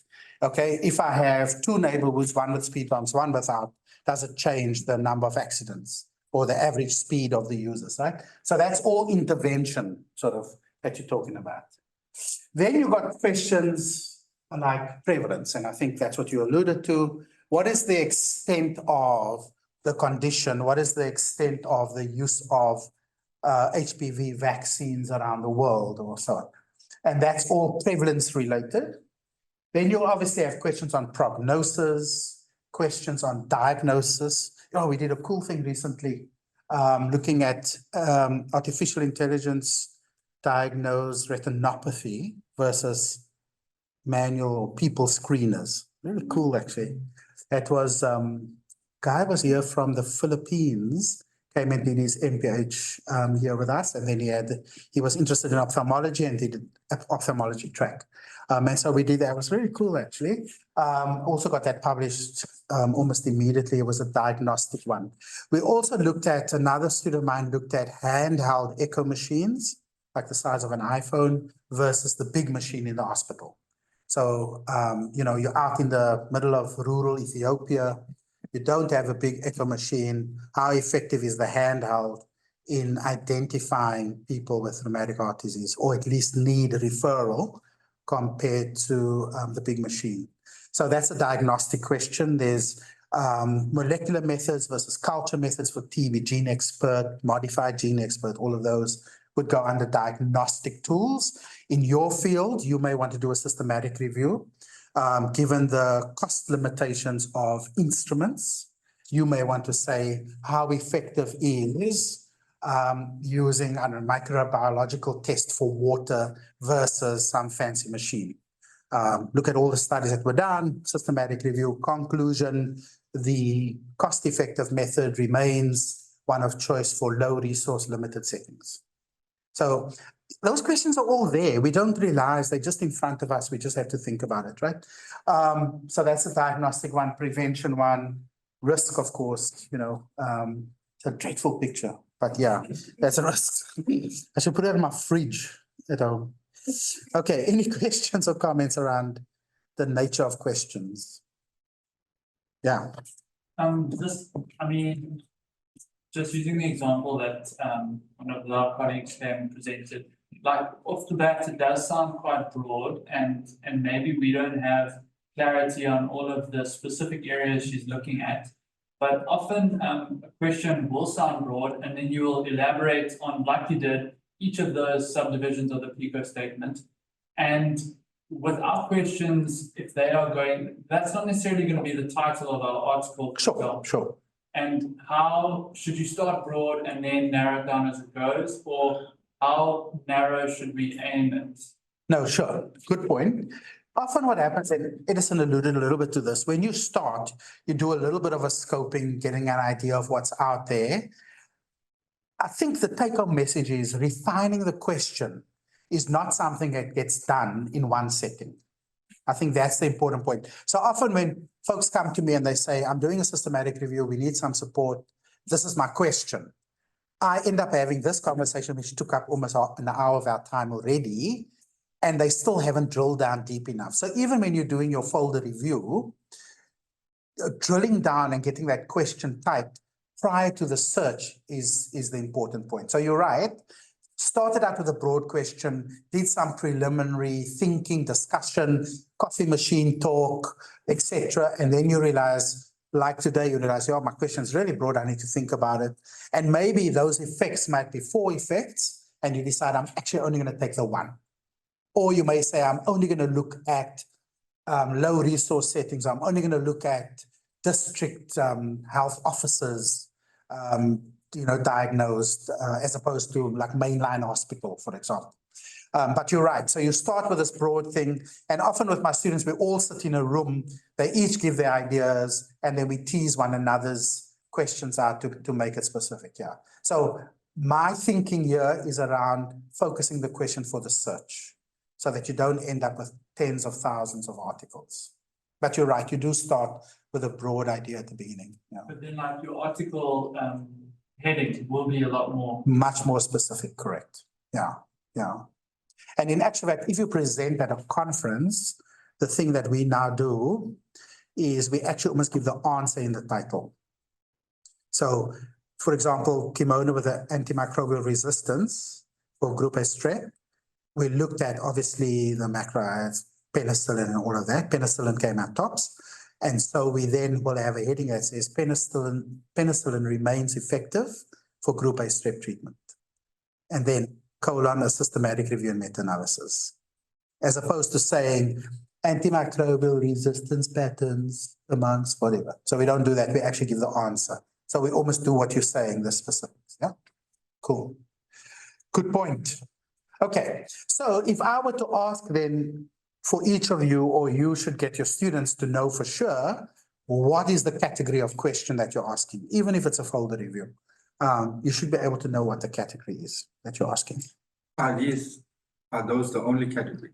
Well, no, they are the common ones. So I don't throw my friends under the bus with the tie shirts and the long skirts. Experiences and meaning is also a category. Okay, Sarah's probably online and she's going to kill me. She's the qualitative expert back home. Literally like does the methods for research, systematic reviews for qualitative work. But those are sort of the main categories. I'm sure your question will fall somewhere in there.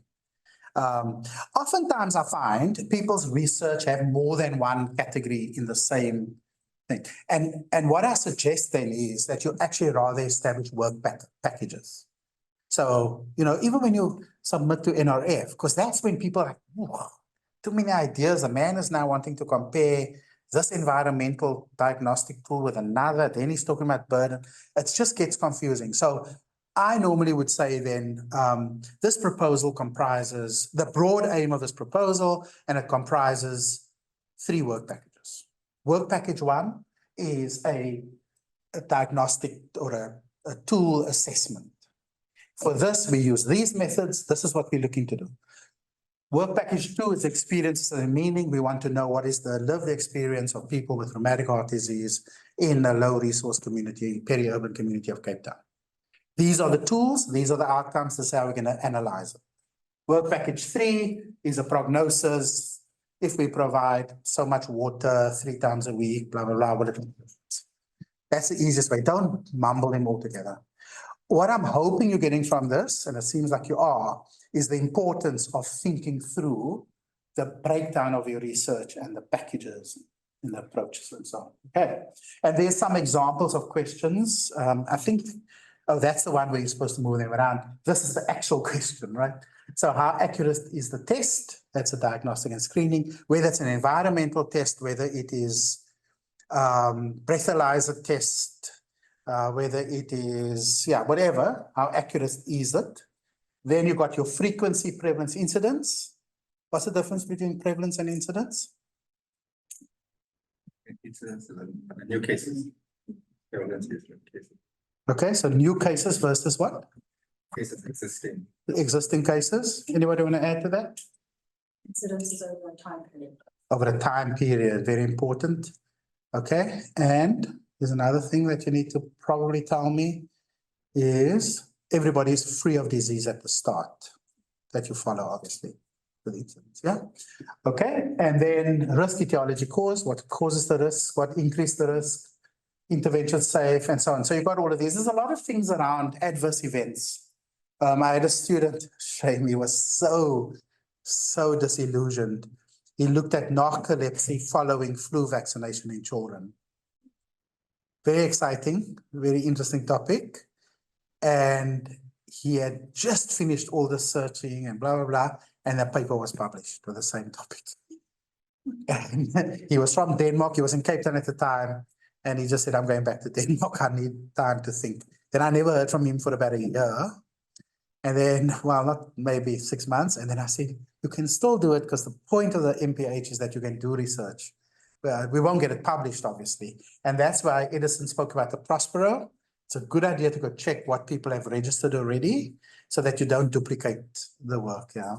But that was an adverse event following vaccine. And those are often overlooked, actually. Like now with COVID, there's a lot of post-COVID things that people are looking at, including my internet educated friends who know everything about COVID and post-COVID.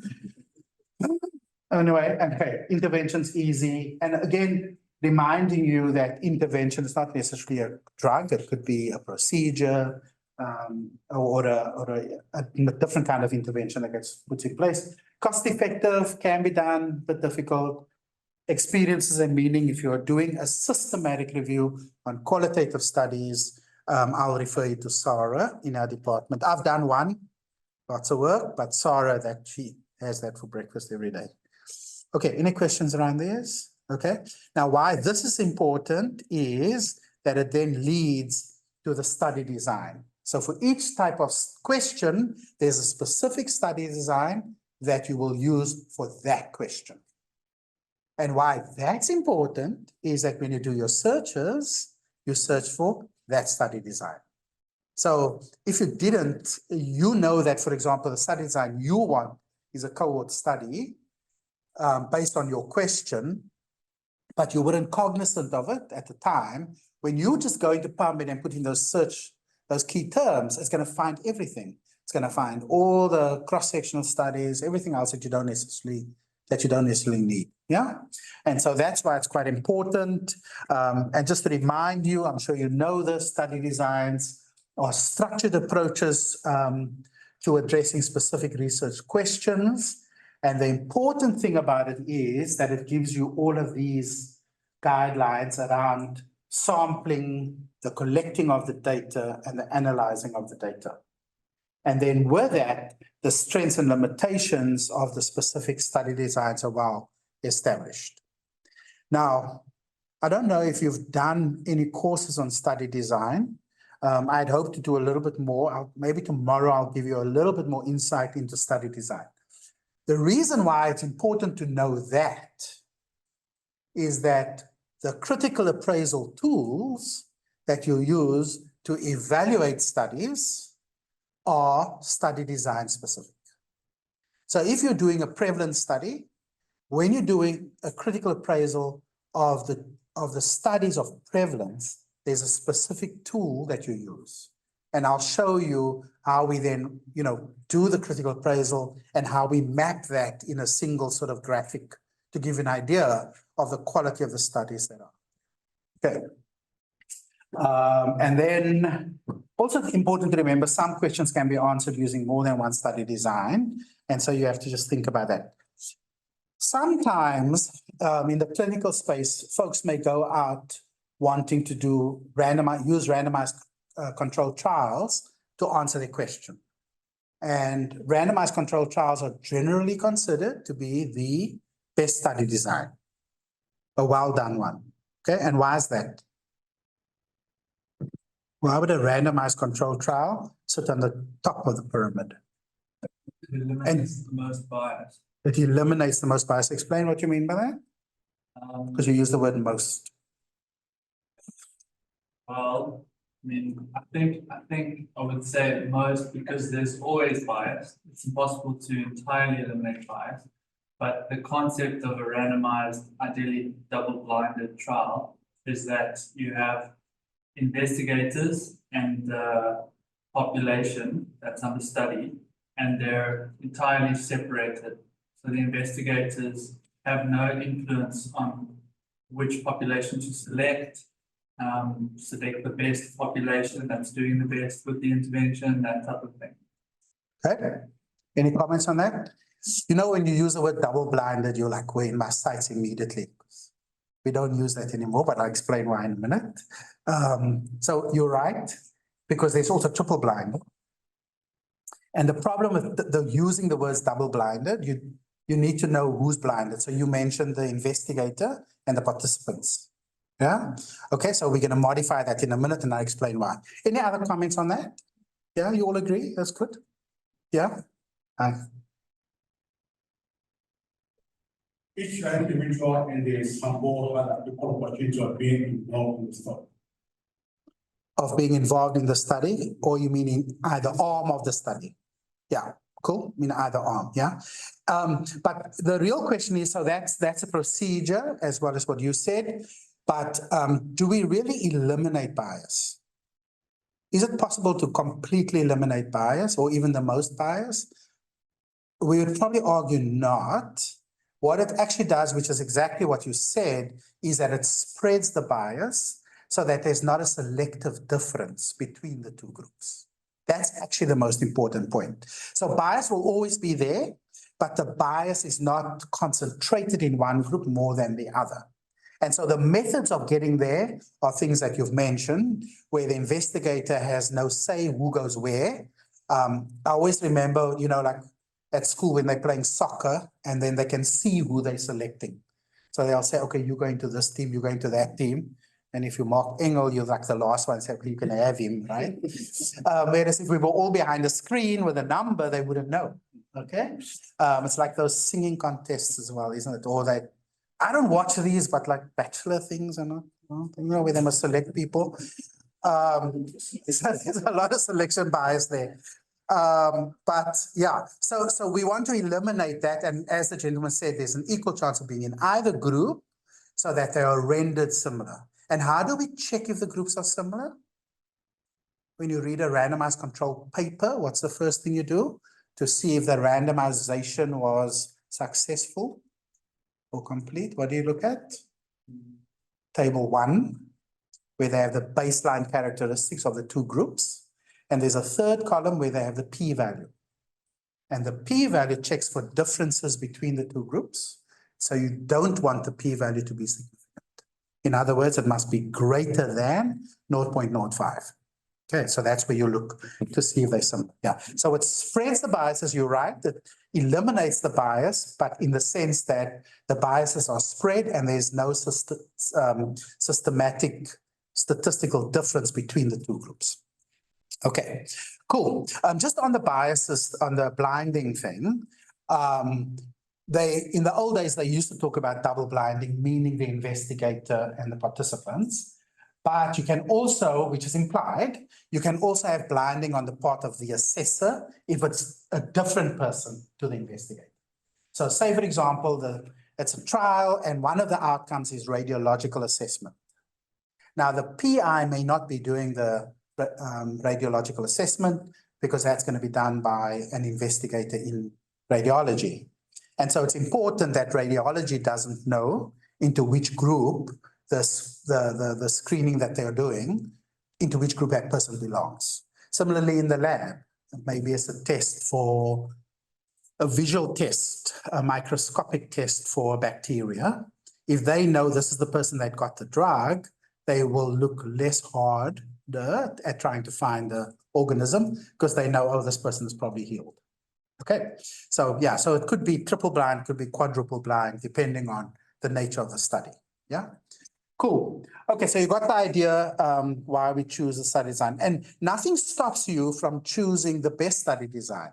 So sometimes people will say, you know what, I'm going to go for randomized controlled trials as my first type of study design. And if I don't find any, I will then use cohort studies or I'll use observational studies. But you must state it up front in the protocol, as Edison also alluded to. It's important to say what you're doing. You can't go after the fact and change things left, right, and center. Start out saying what it is you're going to do. And on the protocol, can I just say, when you're doing the protocol for a systematic review, even if it's only for the component of your paper that you're writing, it always seems like it's hard work, right? I mean, we all hate writing protocols. The beauty of systematic review protocols is that it is really the paper in future tense. And when you're done, you just change all the future words to past. So in the protocol, you will say, we will search these databases. We will independently extract, When you're writing it up, you say, we search these databases, we independently extracted, boom, boom, boom.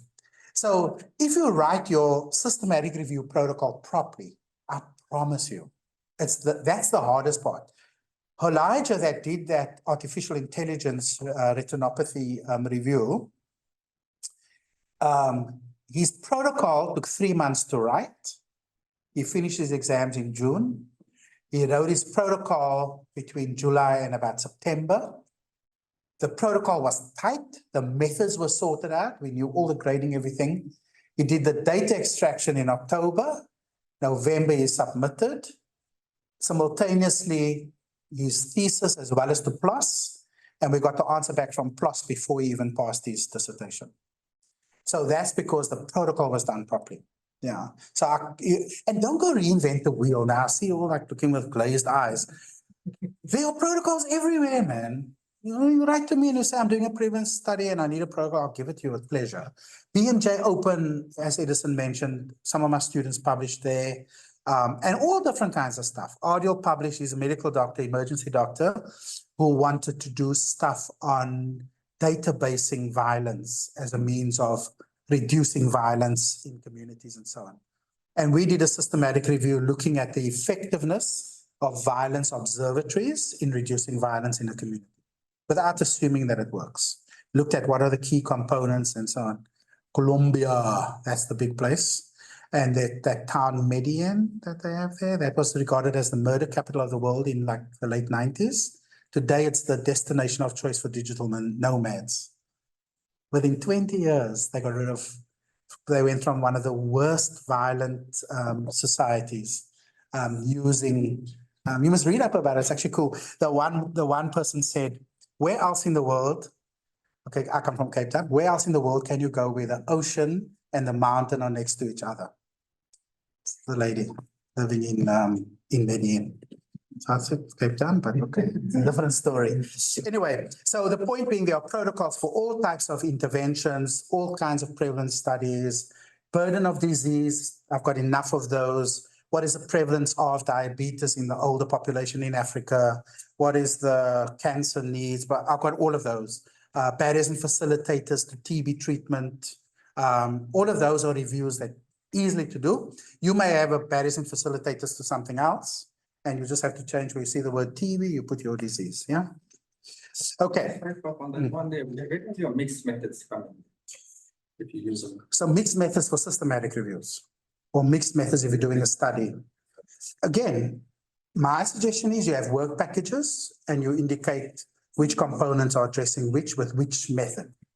Yeah, yeah. Mix it up together. They normally write it together. I've seen publications like that. Yeah, but as long as you have in your mind a clear work plan for each of those methods. Yeah. I think you might have a combination, right? No. Oh, no. Okay. But some people may have a combination. Beth, did you say? No. Okay. Some people may say they can have focus groups as well as, yeah. Okay. And so again, I'm sure there's primers on systematic reviews. This is quite a cool one from Grimes and Schultz. If you remind me, I'll send it to you from the Lancet. I actually met Schultz. It's an interesting guy from the Lancet. He's the one that said, don't say this is the first article of its kind, because he says when he sees that, he just wants to put a red pen through the paper. In actual fact, the editor of the Lancet, as I said he never read the discussion immediately because he knew there was author fluff. He wanted to know what was the goal, what were the methods. That's what he looked at when he got a paper. Anyway, so broadly speaking, there's experimental studies, observational studies. Our colleague alluded to the difference with randomized controlled trials because they're experimental, because they sort of try to spread the biases or eliminate differences between the two groups. They are considered to be on top of the pyramid. But sometimes, if it's an intervention or an exposure of harm, you obviously can't do a randomized controlled trial. Like you don't give somebody an asbestos mask to breathe in for 10 years and see if they develop cancer, for example. So then you do an observational study for that. An observational study could be pure descriptive, like burden of, and then you can have analytical, where you're looking at an exposure item as well as an outcome that you're following. Does the I'm just trying to think of a good example. Yeah, placing adverts in a strategic position, does that limit children buying cigarettes or wanting to smoke, for example? Okay, that might be one where you have both an outcome and an exposure at the same time. Lots of biases that can come in there, of course, but yeah. Okay, any comments, questions? Okay. And so we spoke about the various, I've spoken about this already. Okay, now here's the thing around phrasing questions. We spoke about the PICO, but that's really only for questions that are of interventions, but there are quite a few other mnemonics. So for example, if you have a question about etiology or risk, then you do population exposure outcome only. There's no comparison group. So does living near a high frequency electricity line result in leukemia, for example, in children? Or does living near the oil refinery result in increased asthma in the neighborhood, that kind of thing, right? Then there's, if you're doing policies, you can use SPICE and so on. These are some of the others. Cocoa Pop is the one you'd use for prevalence, condition, context, and population, and so on. Okay, you're going to get these, and then you'll be able to use them. Yeah, so here's an example. Okay, we spoke about this. So for the common cold, you've got your P, your I, your C, and your O. So that's a clear intervention question using the PICO. Then you can also have, are adults exposed to radon at risk of lung cancer? So the outcome is lung cancer. The association or the exposure is radon, and the population of participants is adults. Cocoa Pop, okay, that's pretty straightforward. What is the prevalence of the condition among the population in the context? Okay, so you can do that with yours. And then again, those all then feed into your search terms for your PubMed search. And there's your qualitative one. Okay, so here you normally want to talk about experiences, phenomena of interest, the experience of recovering from burn injuries in your population within a particular context. So if you were doing a systematic review, a qualitative evidence synthesis, you would have your question sort of in that. Yeah, and I normally, with a review, we would actually say for this review, we use the Cocoa Pop mnemonic to guide our question, or we use the PAO mnemonic to guide our question. In your case, you would say you use the one from qualitative reviews, yeah. Okay. Okay, I think that's towards the end of that. Any questions? Anybody want to talk about their question and their breakdown of their question? Shall we do the anemia one?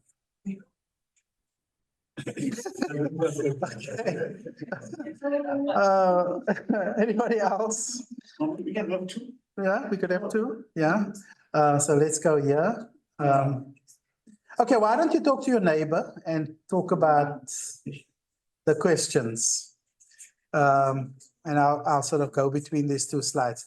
Why don't you share the research of yourself or your student, and what mnemonic you think will match that? Speak to your neighbor there. Okay. In construction. Okay, maybe talk to your neighbor. I'll hear from you in a minute. That sounds interesting. And can you break it down into the mnemonic, please? Yeah. So have your mnemonic when you're done, guys, when you report back. And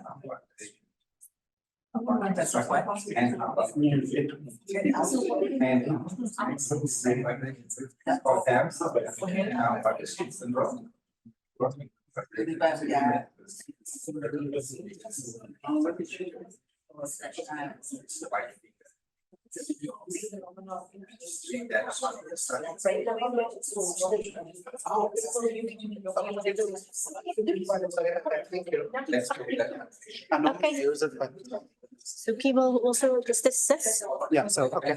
Okay, so So you go to participants. participants. Okay, where do we go? Sorry.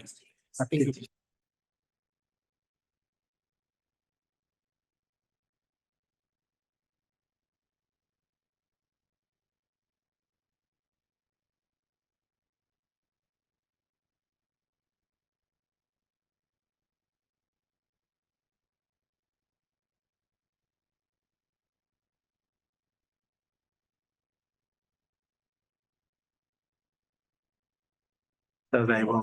So that you guys can just join your breakout groups in chat. Thanks. Yeah, you see, she hand-arm vibration syndrome. Okay, that's cool. Yeah, they're going into rooms. Okay. And then I'll close it, yeah. I know how to do it, yeah. Yeah. That's fine. Thanks for reminding.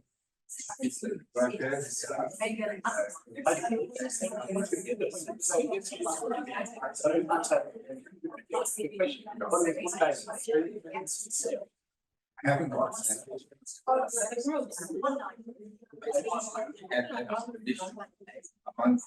Will you go to the groups?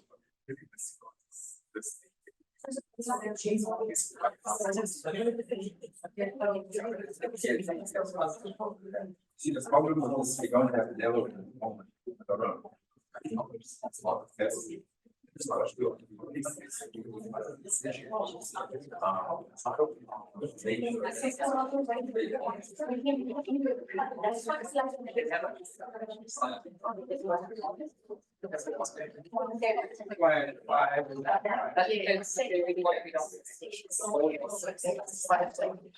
like that.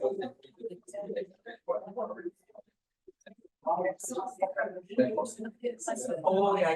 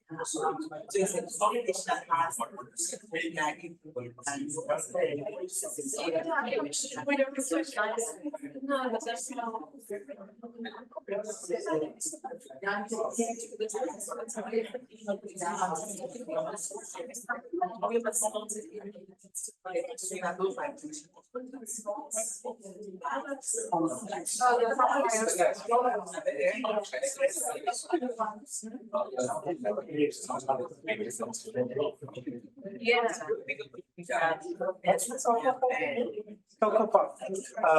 Let me take it out of the way. What's the interesting thing?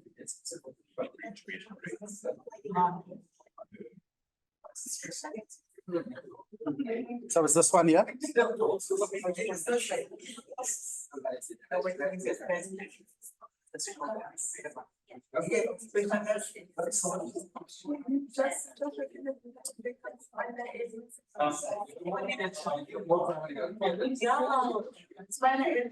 Something happens. You must have this is standard.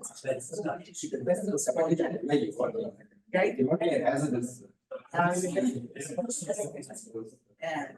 it's all about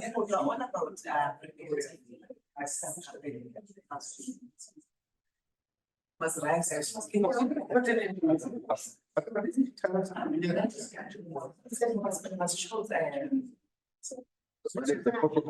Okay, she's gonna use Cocoa Pop.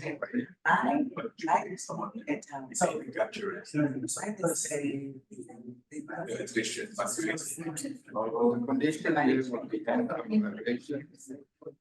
context.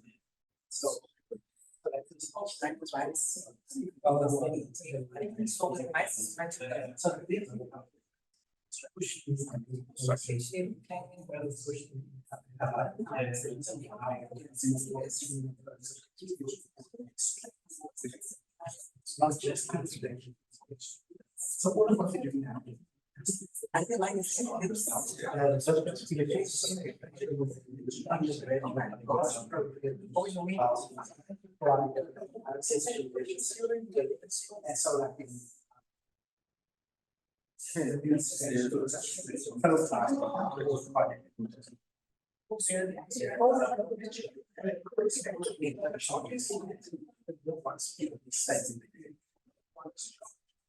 No, I'm saying, I agree.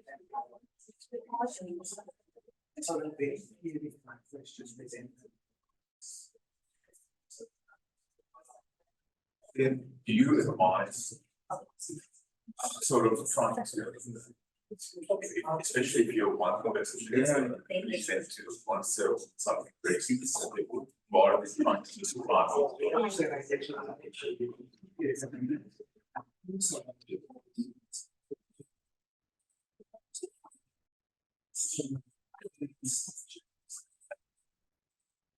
Then I mean, but then I mean, you obviously have projects that you can have all things. Yeah, this was like.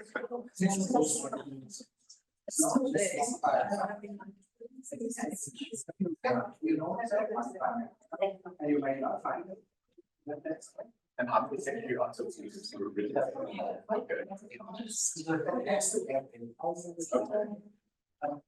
So I did want to like.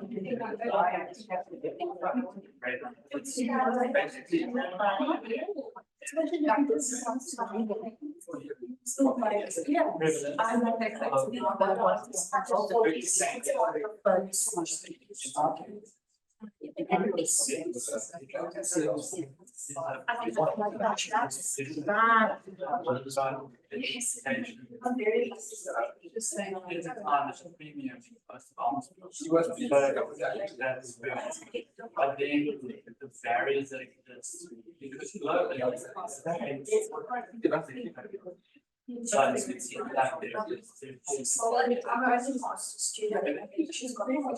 so it's like exactly, but now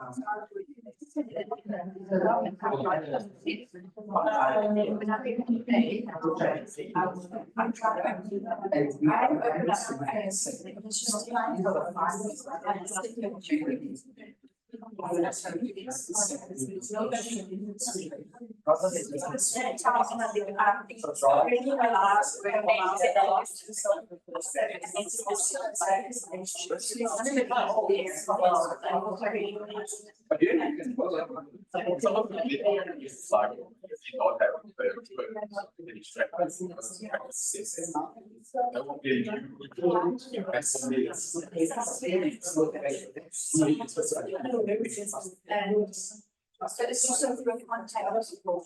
Yeah, it was a bunch of people. And she. So I think that's just. Really cares when you get to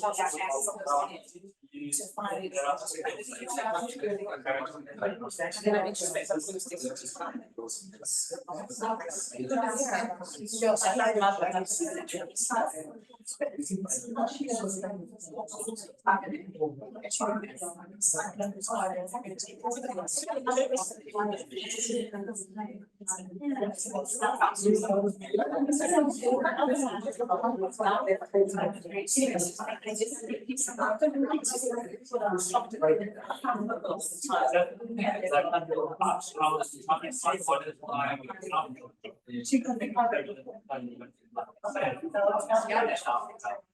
But the various things that's kind of doing that.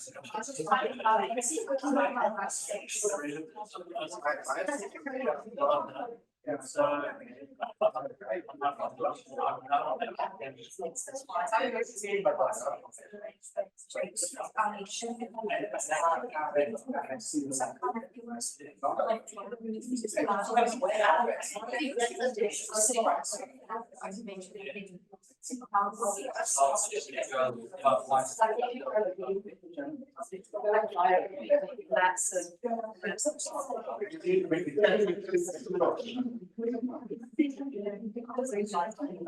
I think it's just. And also, So much.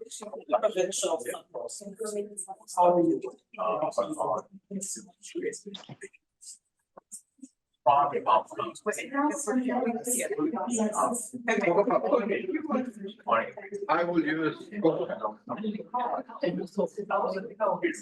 Investigating carcinoid. What is the portion of the system? We patients and.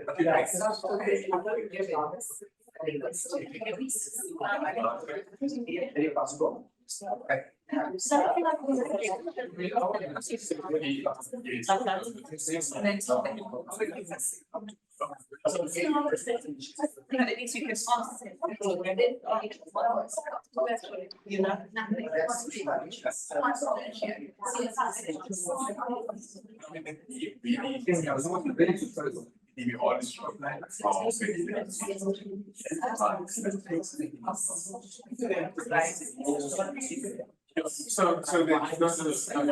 So you can that is not the big thing, that's the problem. Period.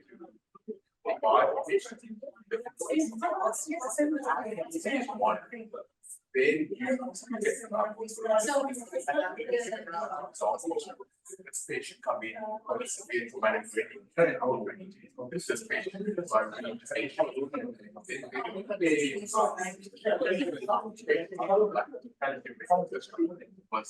is much higher than compared to this.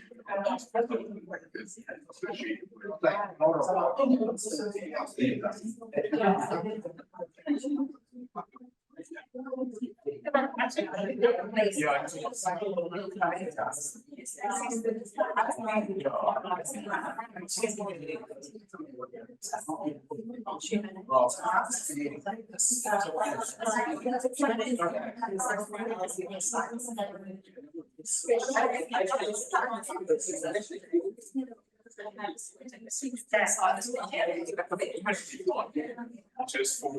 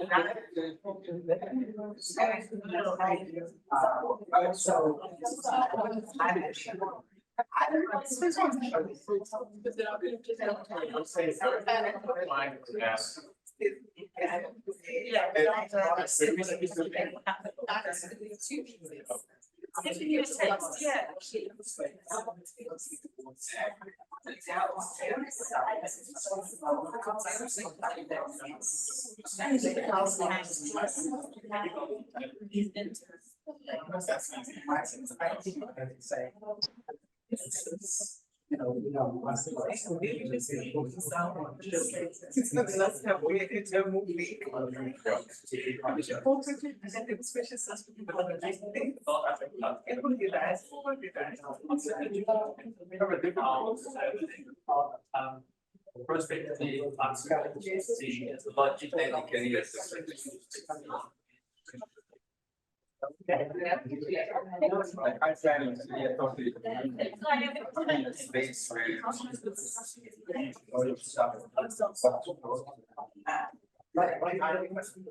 Okay,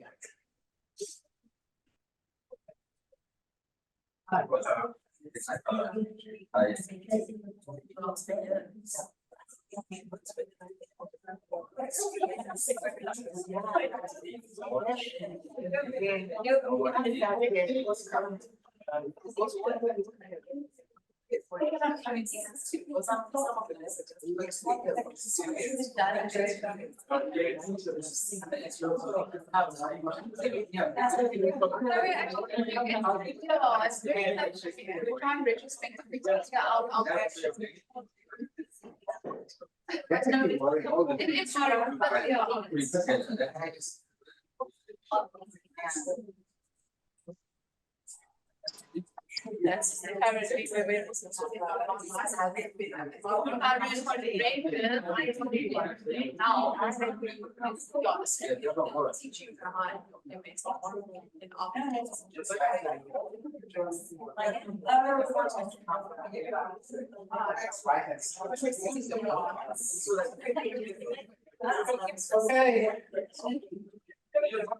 Okay, folks, we're moving towards lunchtime.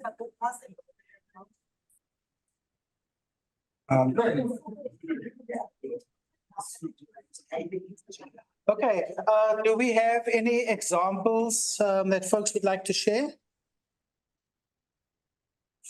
Our colleagues over there were quite engaged in their conversation. Maybe you want to tell us what you thought about?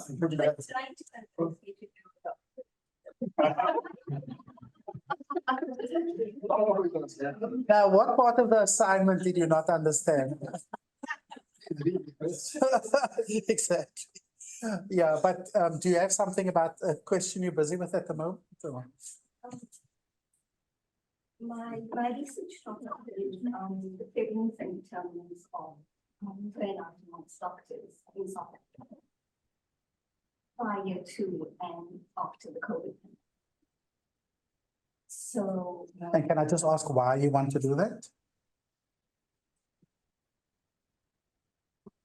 An interest of mine. Besides that, in other words, what would be the implication of your work? Is what I'm asking. What the intervention? Because that's what an NRF reviewer will ask you. Okay. I'd like to determine what interventions, both organizational and individual based, you could use to mitigate the prevalence of the high prevalence of burnout within this country. Okay, so there's actually two reviews that you've got there already.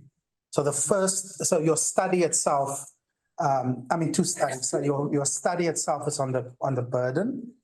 And you may well find that there are published papers on that. Are there many in South Africa? I would imagine there's a few. Okay, so do you intend to systematically review those as well?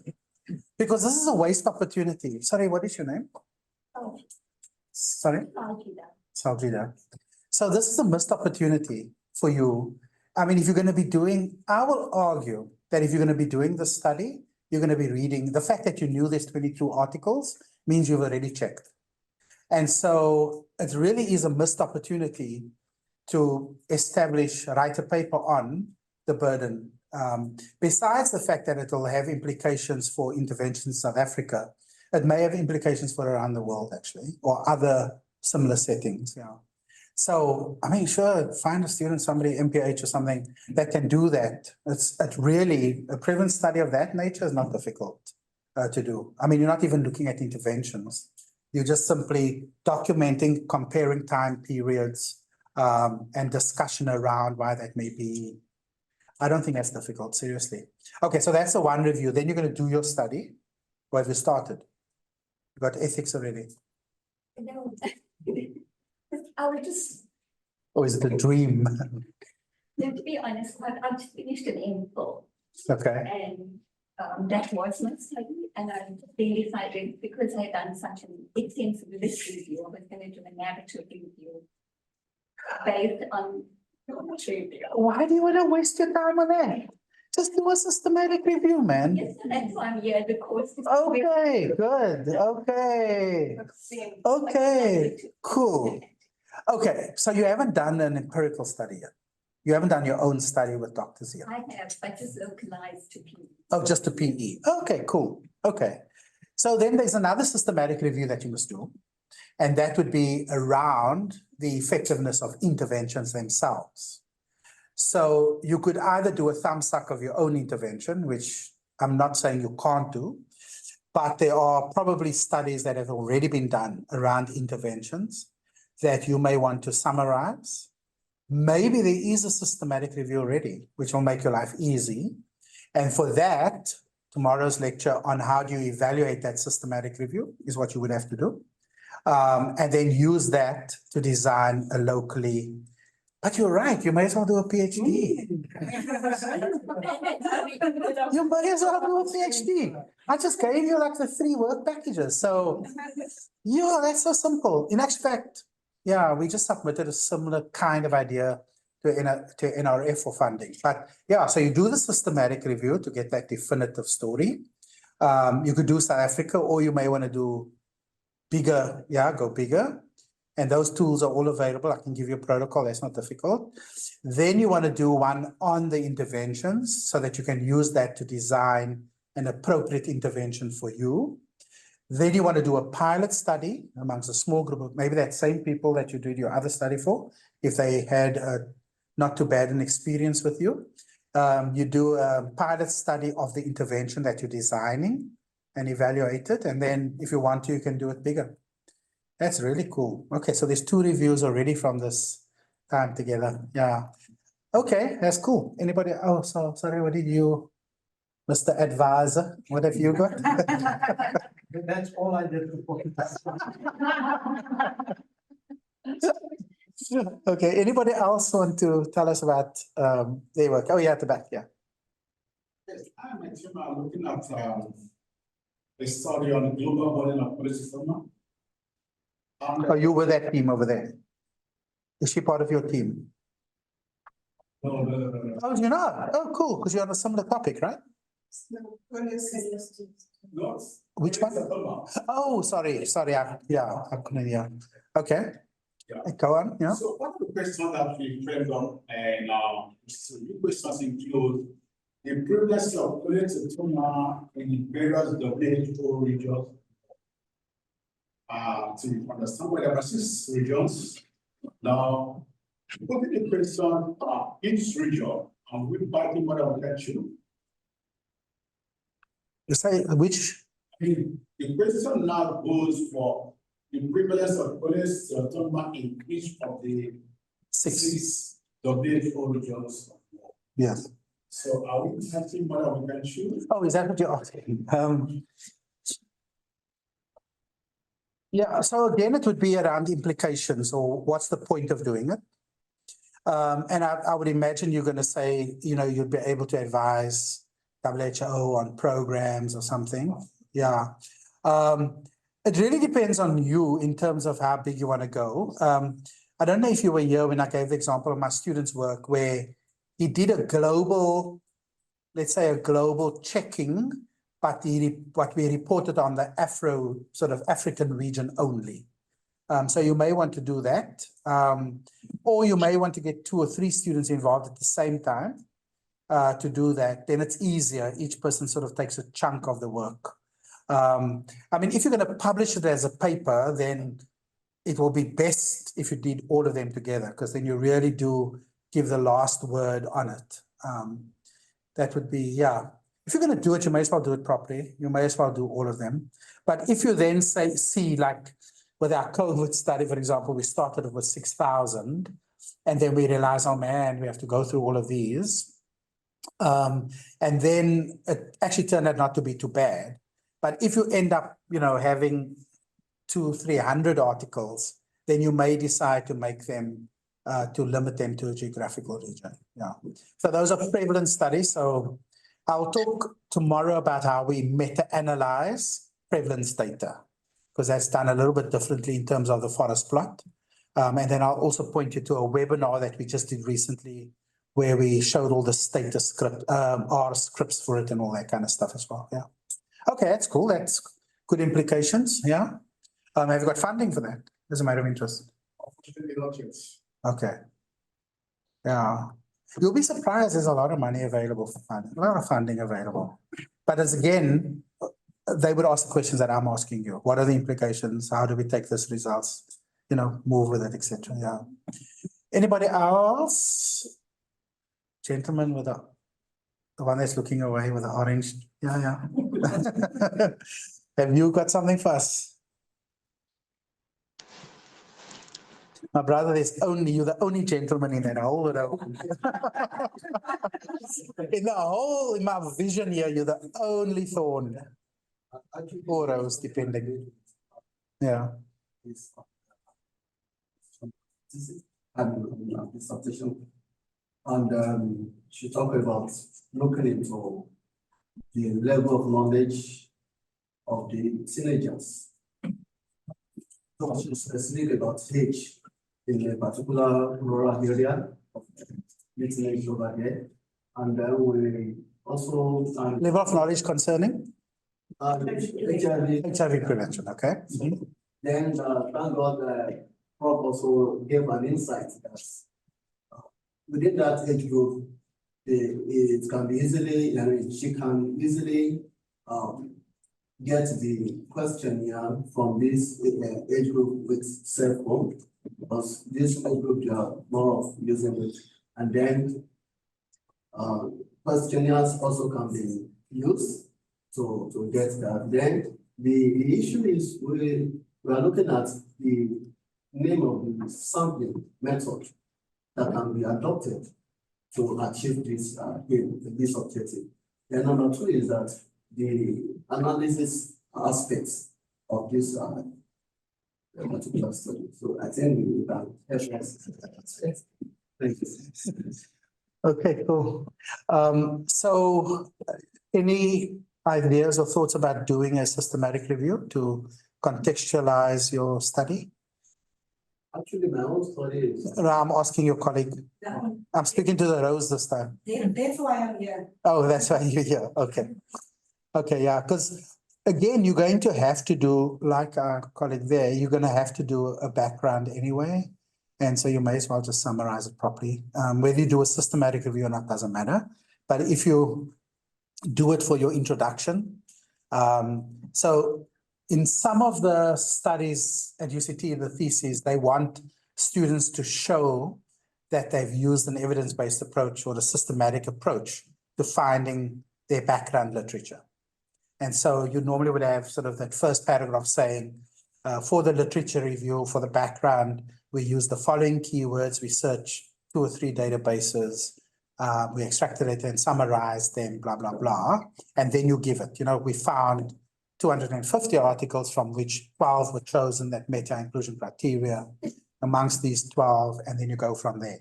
So you may end up doing that in your introduction anyway.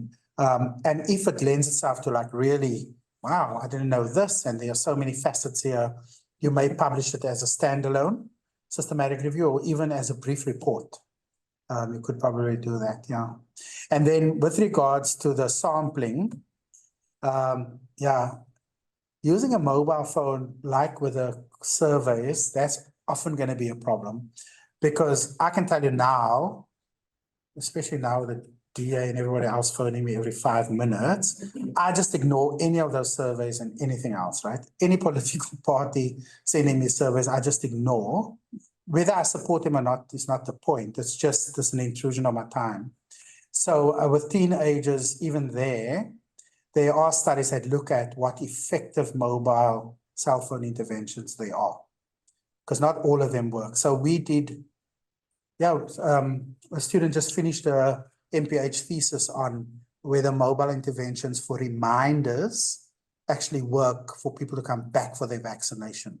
Like if they have a second, injection, does it work? Then, in addition to does it work or not, every reminder or every mobile intervention is different. Some show a picture, some is just a message, some is, did you know?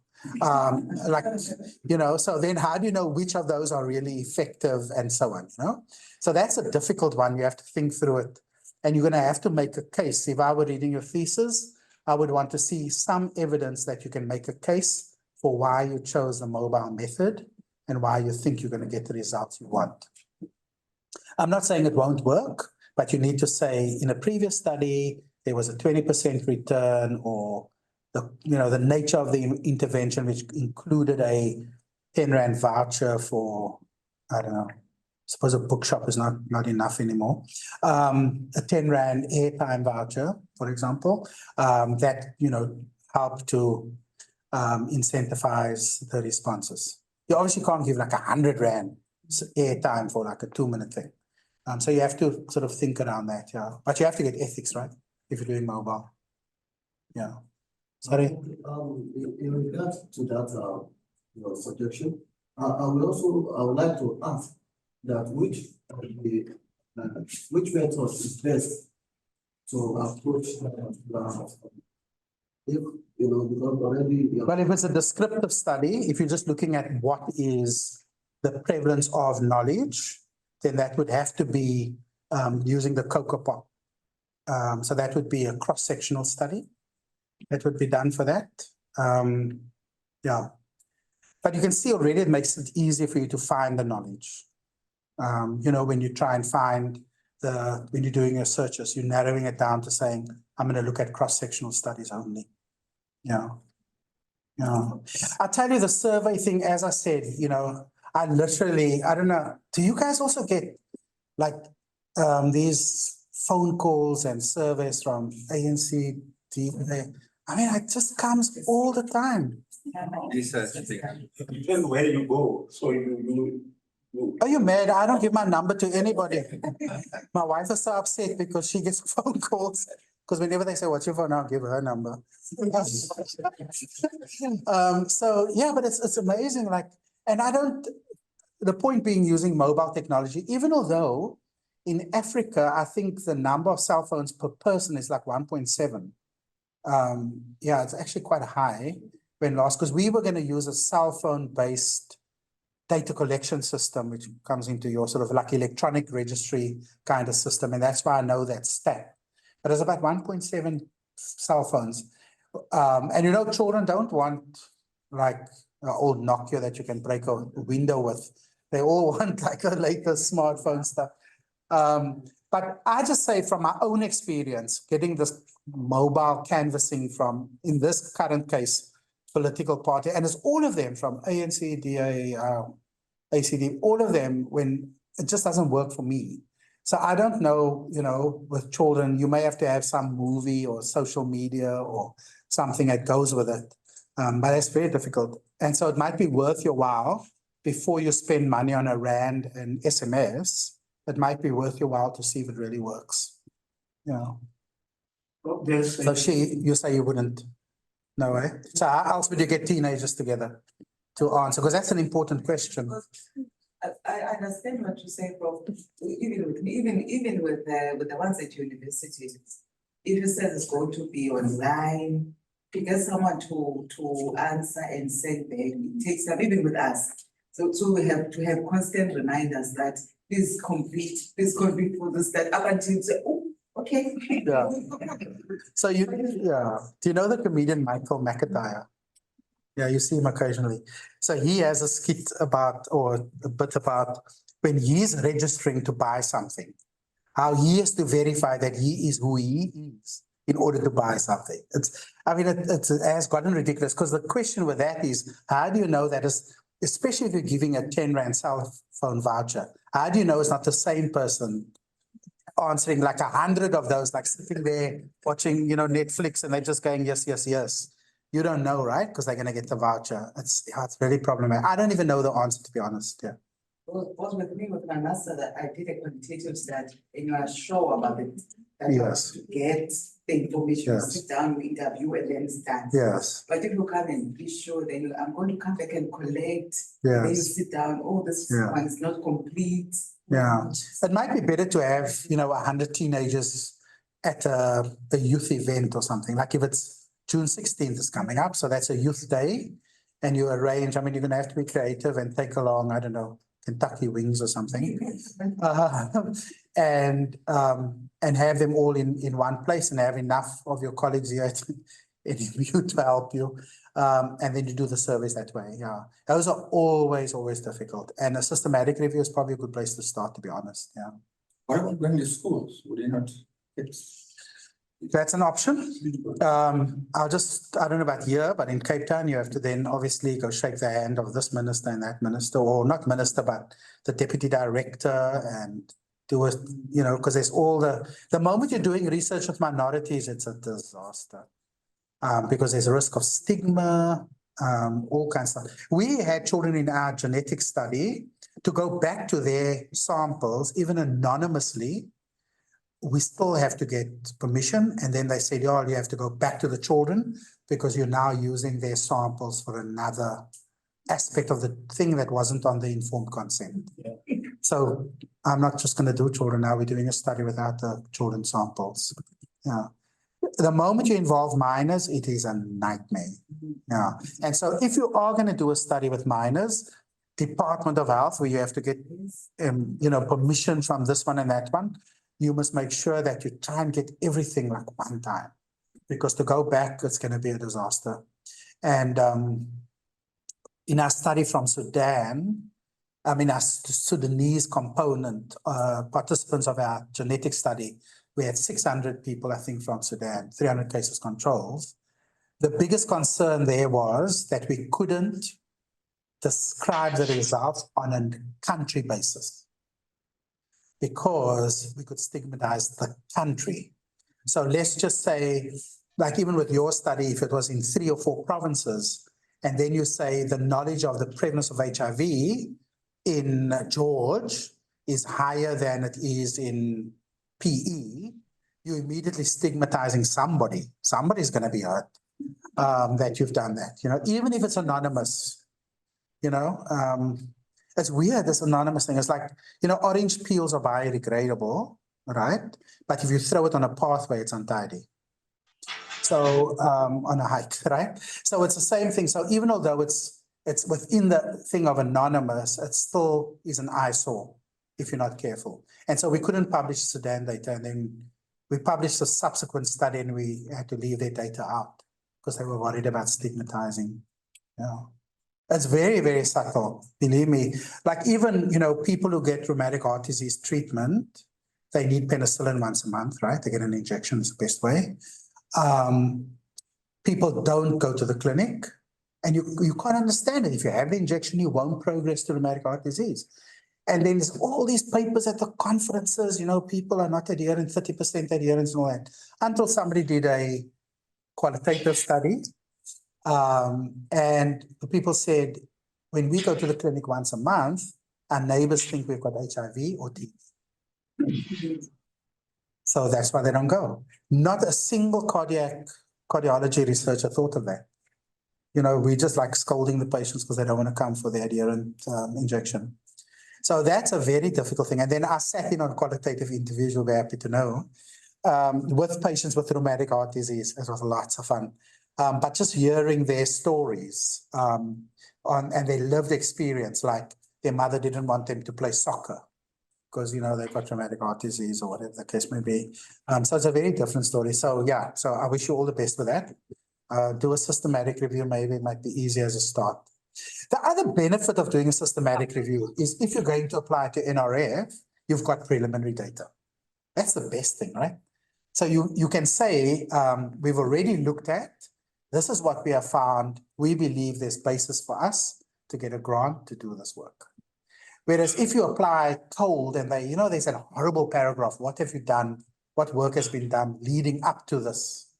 And you often have nothing to say there. Or you come with some like pathetic little story. Whereas now you do a systematic review, it's published, presented at conferences, you did a pilot study. That really sets you in a good place to get a grant. Yeah. MRC has also got nice grants, huh? Especially that SIG grants. It's 230,000 or 200,000 a year for 3 years. You must apply, honestly. Yeah. Okay, oh no, it's lunchtime. Oh, were they questions? Okay. Okay, let's hear it. Can you unmute yourself if you still would like to do it, or otherwise we can do it after lunch? Okay.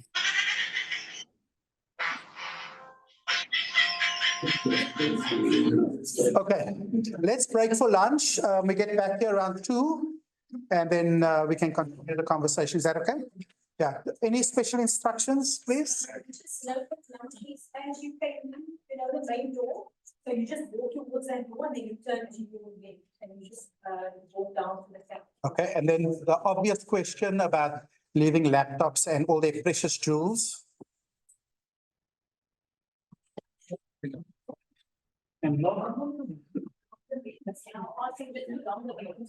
Okay. Baie dankie. See you.